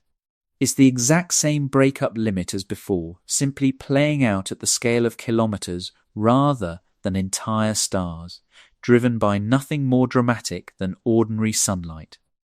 So there's the pattern, and it holds firm at every single scale we've examined tonight. Rotation is never worn away by anything. It's never truly spent. It steadily accumulates, gets amplified further by every collapse it survives, and it only ever stops when the object carrying it finally physically fails. When matter itself tears apart, when geometry simply runs out of room to give, when a loosely held pile of gravel flies apart into pieces. And even at that final absolute wall, nothing is ever genuinely destroyed. The neutron star spinning right at its limit doesn't lose its rotation at all. It exports it directly into the fabric of space-time itself as ripples that will now travel outward forever. Space-time, it turns out, is the very last available counterparty in this entire system, and even it is required to accept the deposit. The books balance at the final wall too. They always have. Which leaves exactly one question still standing. The one we've been quietly circling since roughly the halfway point of tonight. If absolutely nothing anywhere can ever truly destroy a single unit of this quantity, then what, precisely, is the grand total? We're almost ready to answer that. But there's one more thing left to see first, and it happens to be the single largest thing in this entire video. Part 11. The pattern climbs all the way up. If rotation were purely an accident of local circumstance, a stray bit of gas that simply happened to swirl one direction rather than another, then spin axes scattered across the universe ought to point in genuinely random directions. Every galaxy would be tilted however its own particular history happened to tilt it, with no relationship whatsoever to anything around it. The sky would resolve into nothing more than a random scatter of unrelated orientations. It doesn't, quite. Astronomers studying how galaxy spin axes relate to the surrounding filaments of the cosmic web have found something that shouldn't exist if rotation really were purely a local accident. The cosmic web is the largest scale structure known to exist anywhere. Galaxies aren't scattered evenly through space at all. They're strung along enormous threads, densely gathered wherever those threads happen to intersect, and almost entirely absent from the vast empty voids stretching between them. Viewed in large-scale survey maps, it genuinely resembles a network of fine fibers wrapped around enormous empty rooms. What researchers analyzing this structure discovered is that spiral galaxies show a statistical tendency to have their rotation axes aligned along the length of whichever filament they happen to sit inside. Elliptical galaxies, curiously, show almost exactly the opposite tendency, preferring instead to have their axes lying perpendicular to it. The correlation involved isn't overwhelming by any means. Individual galaxies remain scattered in every direction, but across large enough samples, the underlying preference is genuinely real, and it's genuinely measurable. That difference between spiral and elliptical galaxies is itself deeply informative, and it's worth pausing on for a moment. A spiral galaxy is at its core a rotating disk. Its stars move in a coherent, organized fashion around a shared axis, which is precisely why that characteristic disk shape exists at all. An elliptical galaxy is nothing like that. Its stars move along randomly oriented orbits, and it carries comparatively little net rotation overall. The reason for that difference comes down to how ellipticals actually form, largely through violent mergers, and mergers happen to be exactly where this cosmic ledger performs its cruelest arithmetic.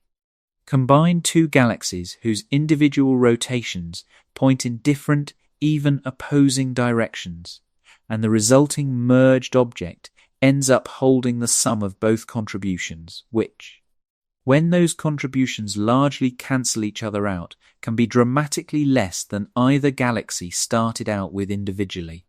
Nothing was actually destroyed in that process either.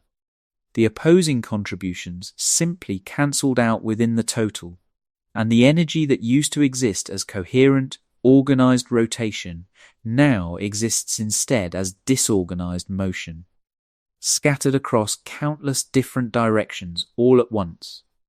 There's a further wrinkle buried in this alignment data that makes the whole picture considerably more convincing, precisely because it was predicted before it was ever actually observed.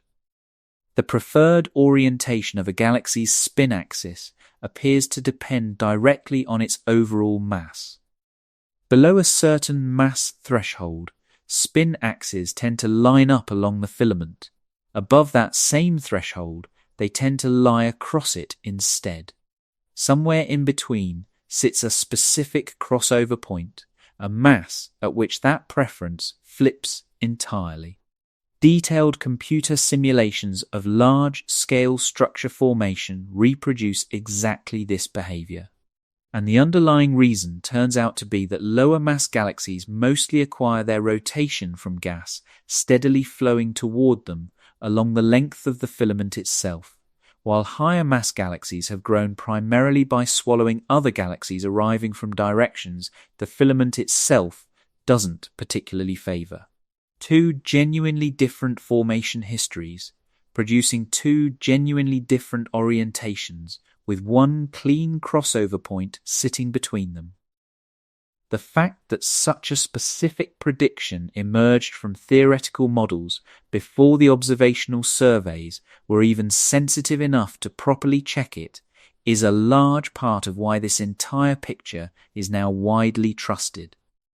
But the alignment among spiral galaxies specifically is the real point here, and the reason it matters so much is that it's precisely what tidal torque theory would predict. Go all the way back to the very beginning of this video, to that lumpy patch of early matter being twisted by its equally lumpy neighbours. The gravitational field responsible for that twisting wasn't some purely local accident. It reflected the broader distribution of matter across that entire region, and that very same distribution is exactly what eventually collapsed further to become the filament that galaxy now lives inside. The field that originally spun the galaxy up and the surrounding structure it exists within today are ultimately the very same thing, simply viewed at two different stages of its long history, which means a galaxy's spin axis is quietly carrying a memory of the shape of the matter surrounding it roughly 13 billion years ago. And the filament it now sits inside is what that matter eventually became. The alignment is genuinely a fingerprint. It's the original twist from the very beginning of this story still legible today, billions of years later. And more recently, that same pattern climbed one entire rung higher than most researchers had ever expected. A team of astronomers set out to test whether the filaments themselves might be rotating, not the individual galaxies scattered along them, but the entire elongated structure turning slowly about its own long axis. The method involved is genuinely clever, and it's worth understanding because it also reveals exactly how far this particular claim can and can't be pushed. You cannot literally sit and watch a filament turn. The timescales involved are simply too vast for that to ever be practical.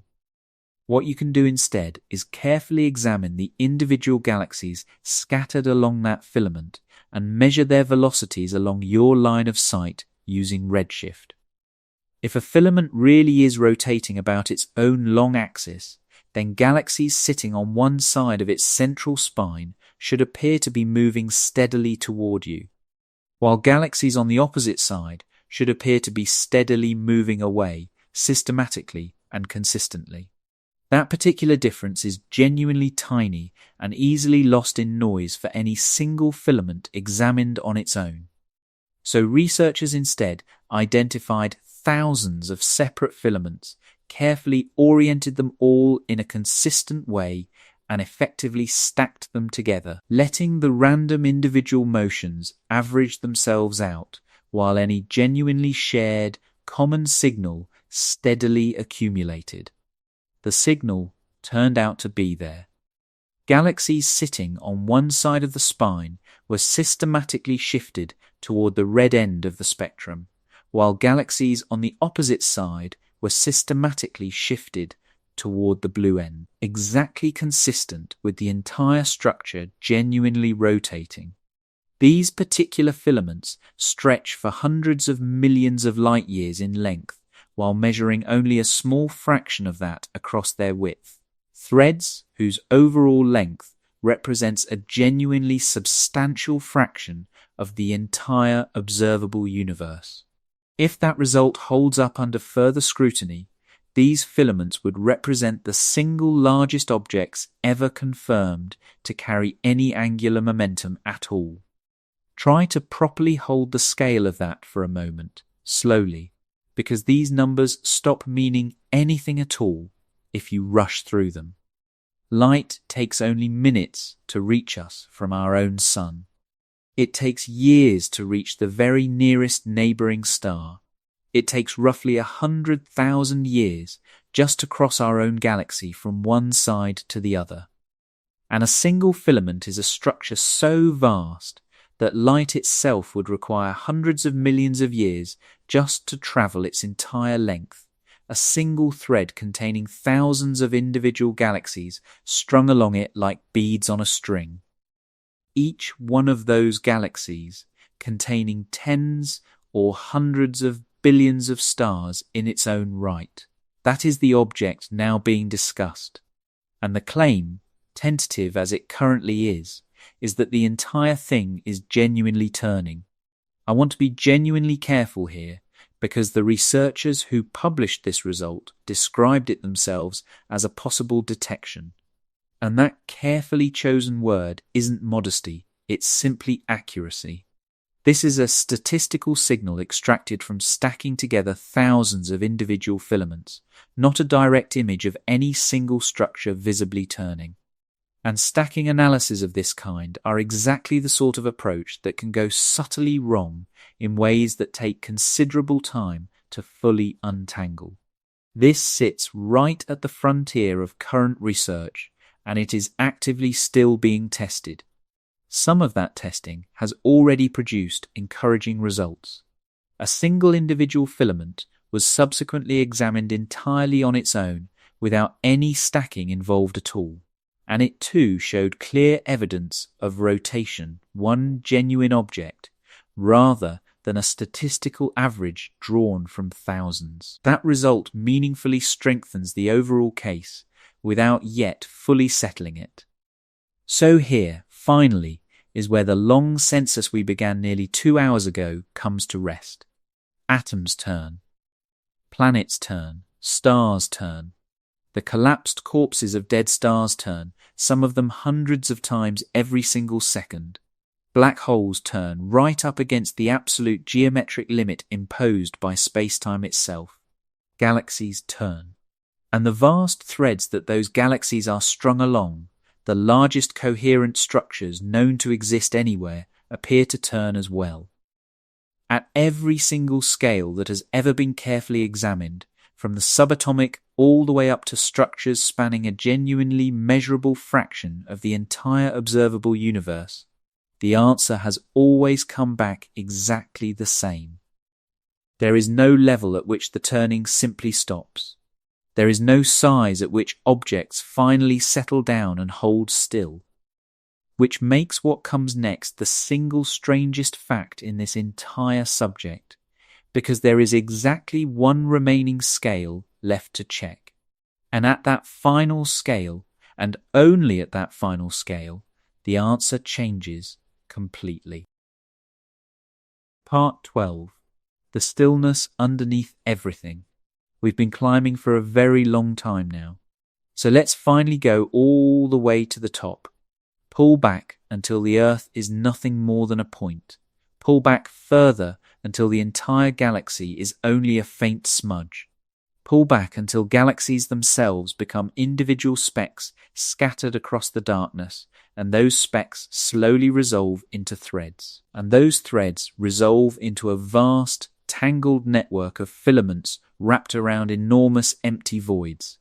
And then keep pulling back all the way until the entire observable universe sits before you in a single frame, everything that anyone could ever possibly see, held all at once. And now notice something genuinely missing from that final picture. At this ultimate scale, nothing is turning at all. That isn't simply a limitation of how we're viewing it. It's an actual measurement, and it happens to be one of the tightest, most precise measurements in the entire field of cosmology. It's not a new question either, and it certainly isn't a silly one, because general relativity itself technically permits a rotating universe. That was proven mathematically back in the middle of the 20th century in a striking exact solution constructed as a gift for a close colleague's birthday. That solution described an entire universe filled with slowly rotating matter, and it turned out to be a genuinely valid solution to Einstein's own equations. It also carried a property that deeply unsettled Einstein himself. Inside that particular universe, closed loops running through space-time exist at every single point, meaning a sufficiently determined traveller could, in principle, follow a path that eventually looped back around to their own past. That particular universe doesn't expand, which rules it out entirely as a description of our own on other grounds. But its mere existence settled one thing permanently. A rotating universe isn't forbidden by the underlying mathematics at all.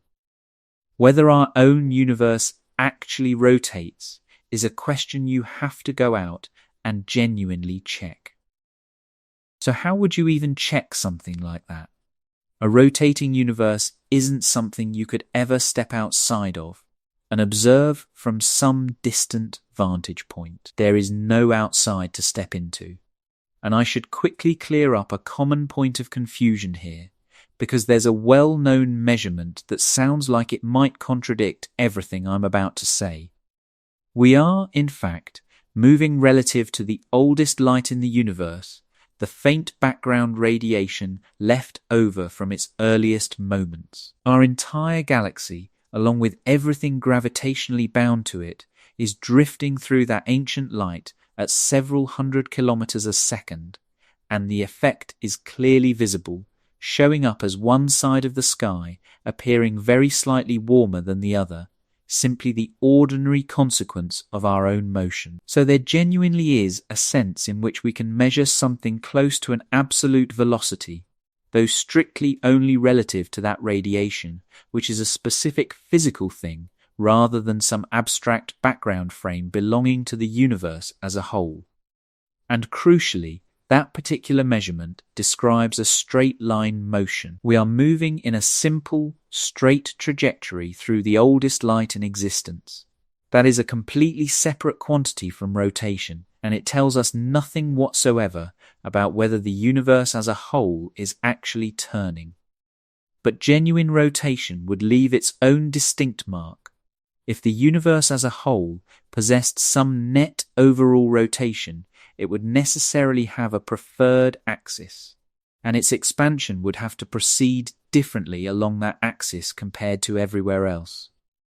That kind of distortion would be permanently imprinted into the oldest light in existence, the faint background radiation released when the universe first became transparent, roughly 400,000 years after everything began, and now spread evenly across the entire sky in every direction we look.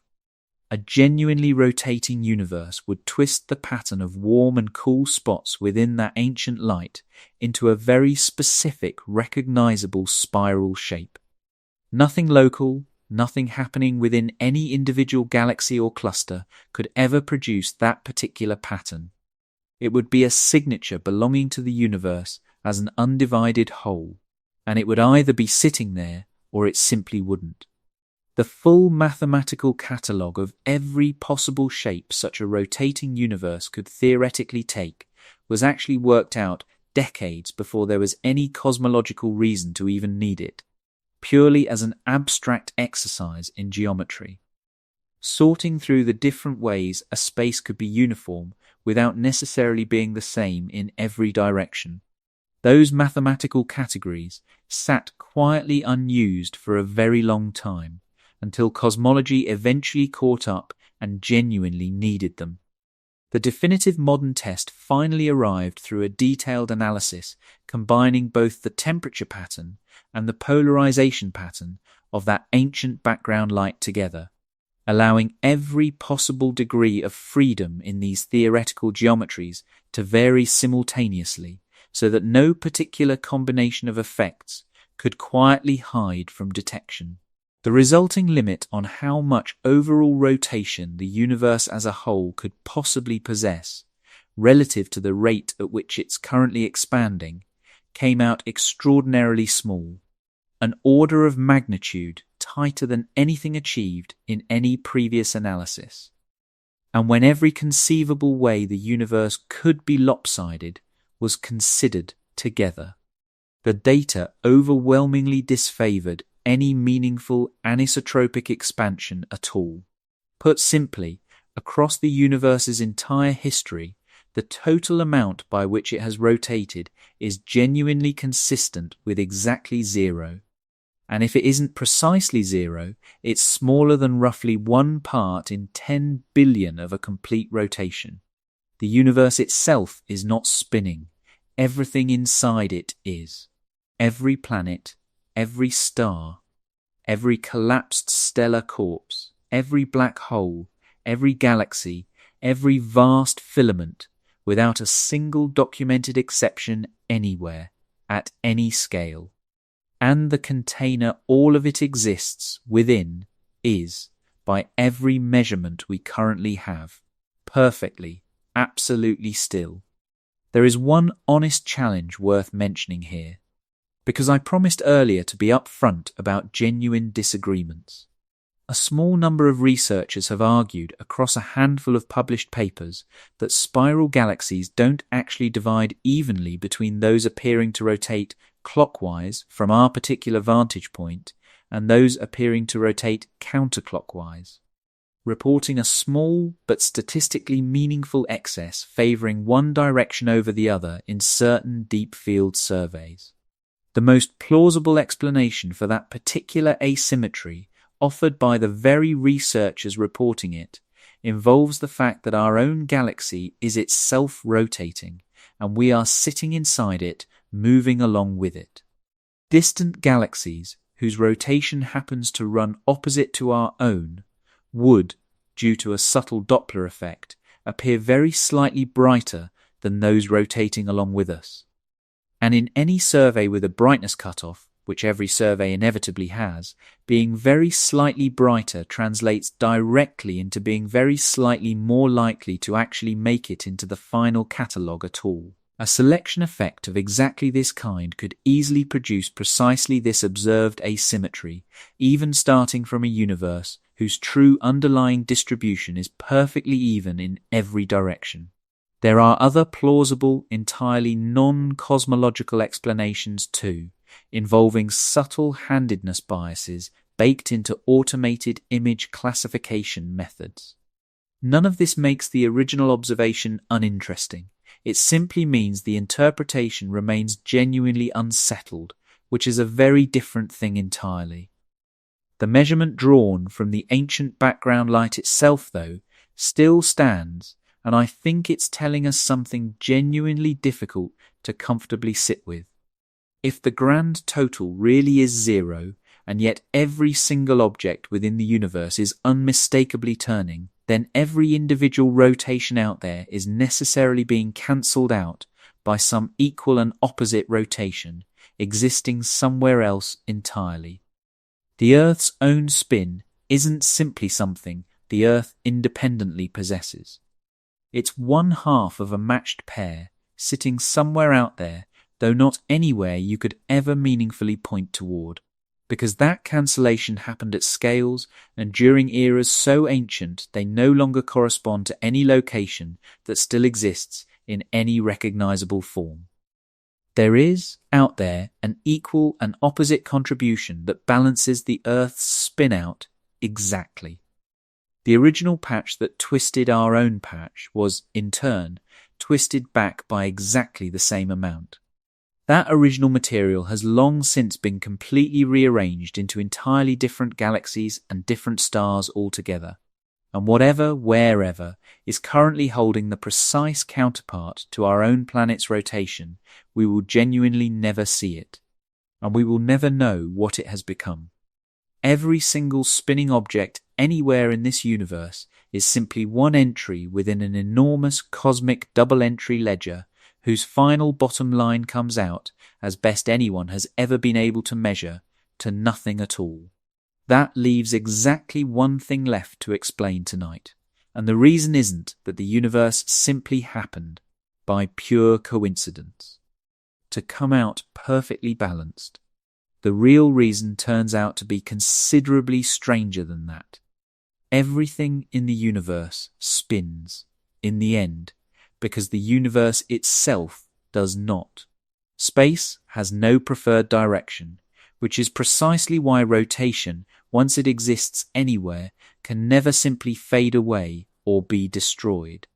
But that same underlying symmetry says nothing whatsoever about how much rotation there ought to be in the first place. A universe with perfect rotational symmetry and absolutely zero net spin anywhere within it would be every bit as mathematically consistent as one filled with countless individually spinning things that all happen to cancel out perfectly overall. The zero we actually measure isn't the absence of motion. It's an extraordinarily precise balance, an immense sum built entirely out of enormous opposing contributions, each one very much real, distributed across 100 billion galaxies and more, none of them individually equal to zero, yet somehow, together, adding up to exactly that. The Earth is not spinning because something long ago specifically set out to spin it. The Earth is spinning because an irregular, lumpy patch of gas pulled unevenly on another irregular, lumpy patch of gas, roughly 13 billion years ago. And the two of them acquired opposite twists in the process. One of those twists travelled forward through a slowly collapsing cloud, through a young forming star, through a surrounding ring of leftover debris, and eventually arrived here, beneath you tonight. The other twist went somewhere else entirely, somewhere we will never be able to follow or trace. Everything spins, in the end, because nothing, taken as a whole, actually does. And there is a real symmetry hidden inside that answer that I find quietly, genuinely satisfying, once you sit with it for a while. Consider what a truly rotating universe would actually mean. It would necessarily have an axis. There would exist some direction fundamentally different from every other direction, some cosmic orientation woven permanently into everything, entirely unavoidable. And the very moment that became true, the underlying symmetry this entire video has been built around would break down precisely at the largest possible scale, which would mean the very law responsible for making rotation permanent everywhere else would lose its footing exactly where the rotation itself was largest. A universe carrying real net spin would, by definition, be a universe where spin itself was never properly conserved in the first place. The conservation law and the measured zero aren't really two separate discoveries sitting quietly beside one another. They are the very same fact, simply approached from opposite directions. Rotation persists because space has no preferred direction.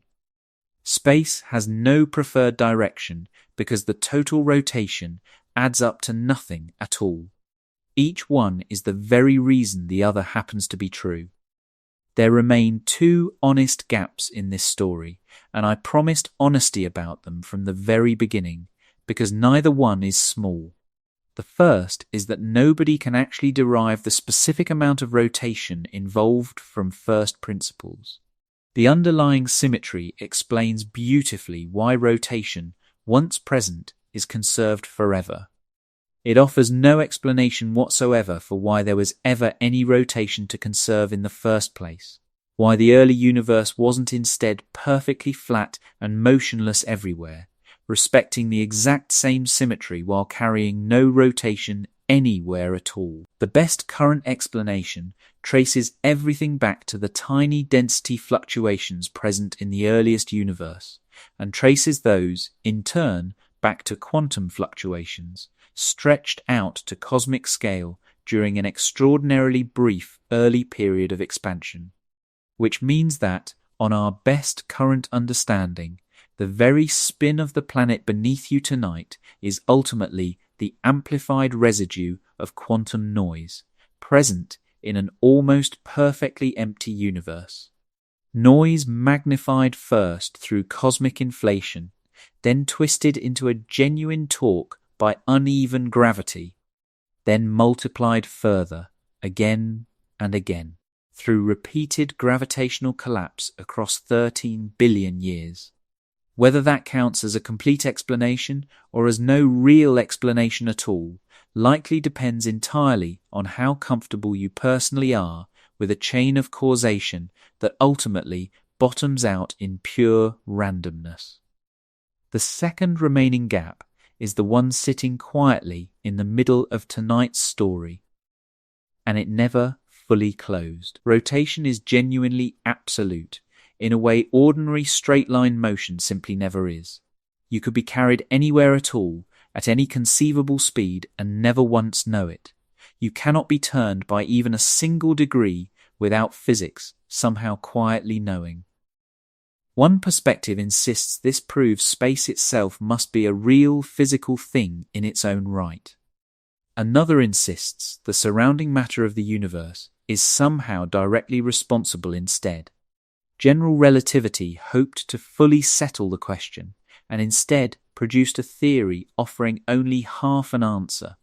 More than 3 centuries after that original bucket of water was first set spinning, that particular question remains genuinely, entirely open, and every single rotating object in this universe is quietly sitting right in the middle of it.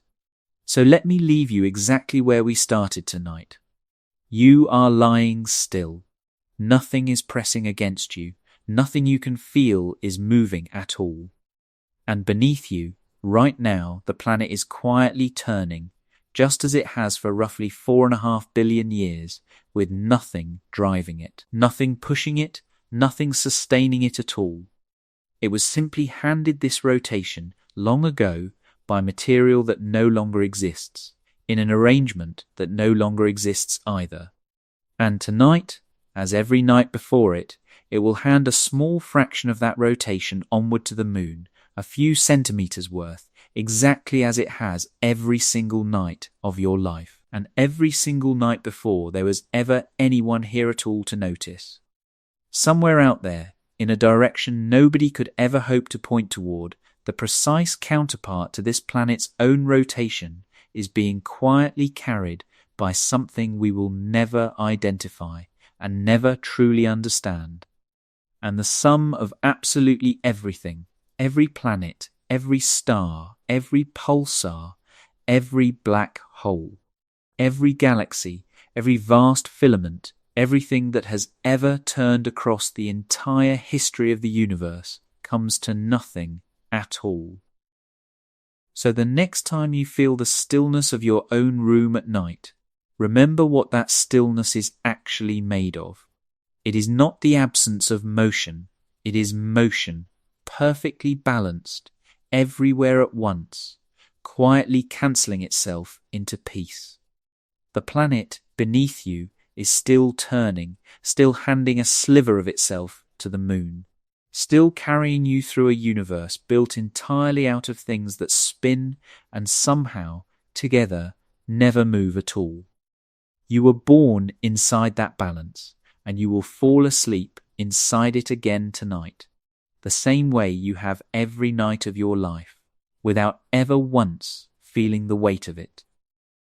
If tonight's journey helped your mind finally go quiet, consider subscribing and leaving this playing softly in the background as you drift off.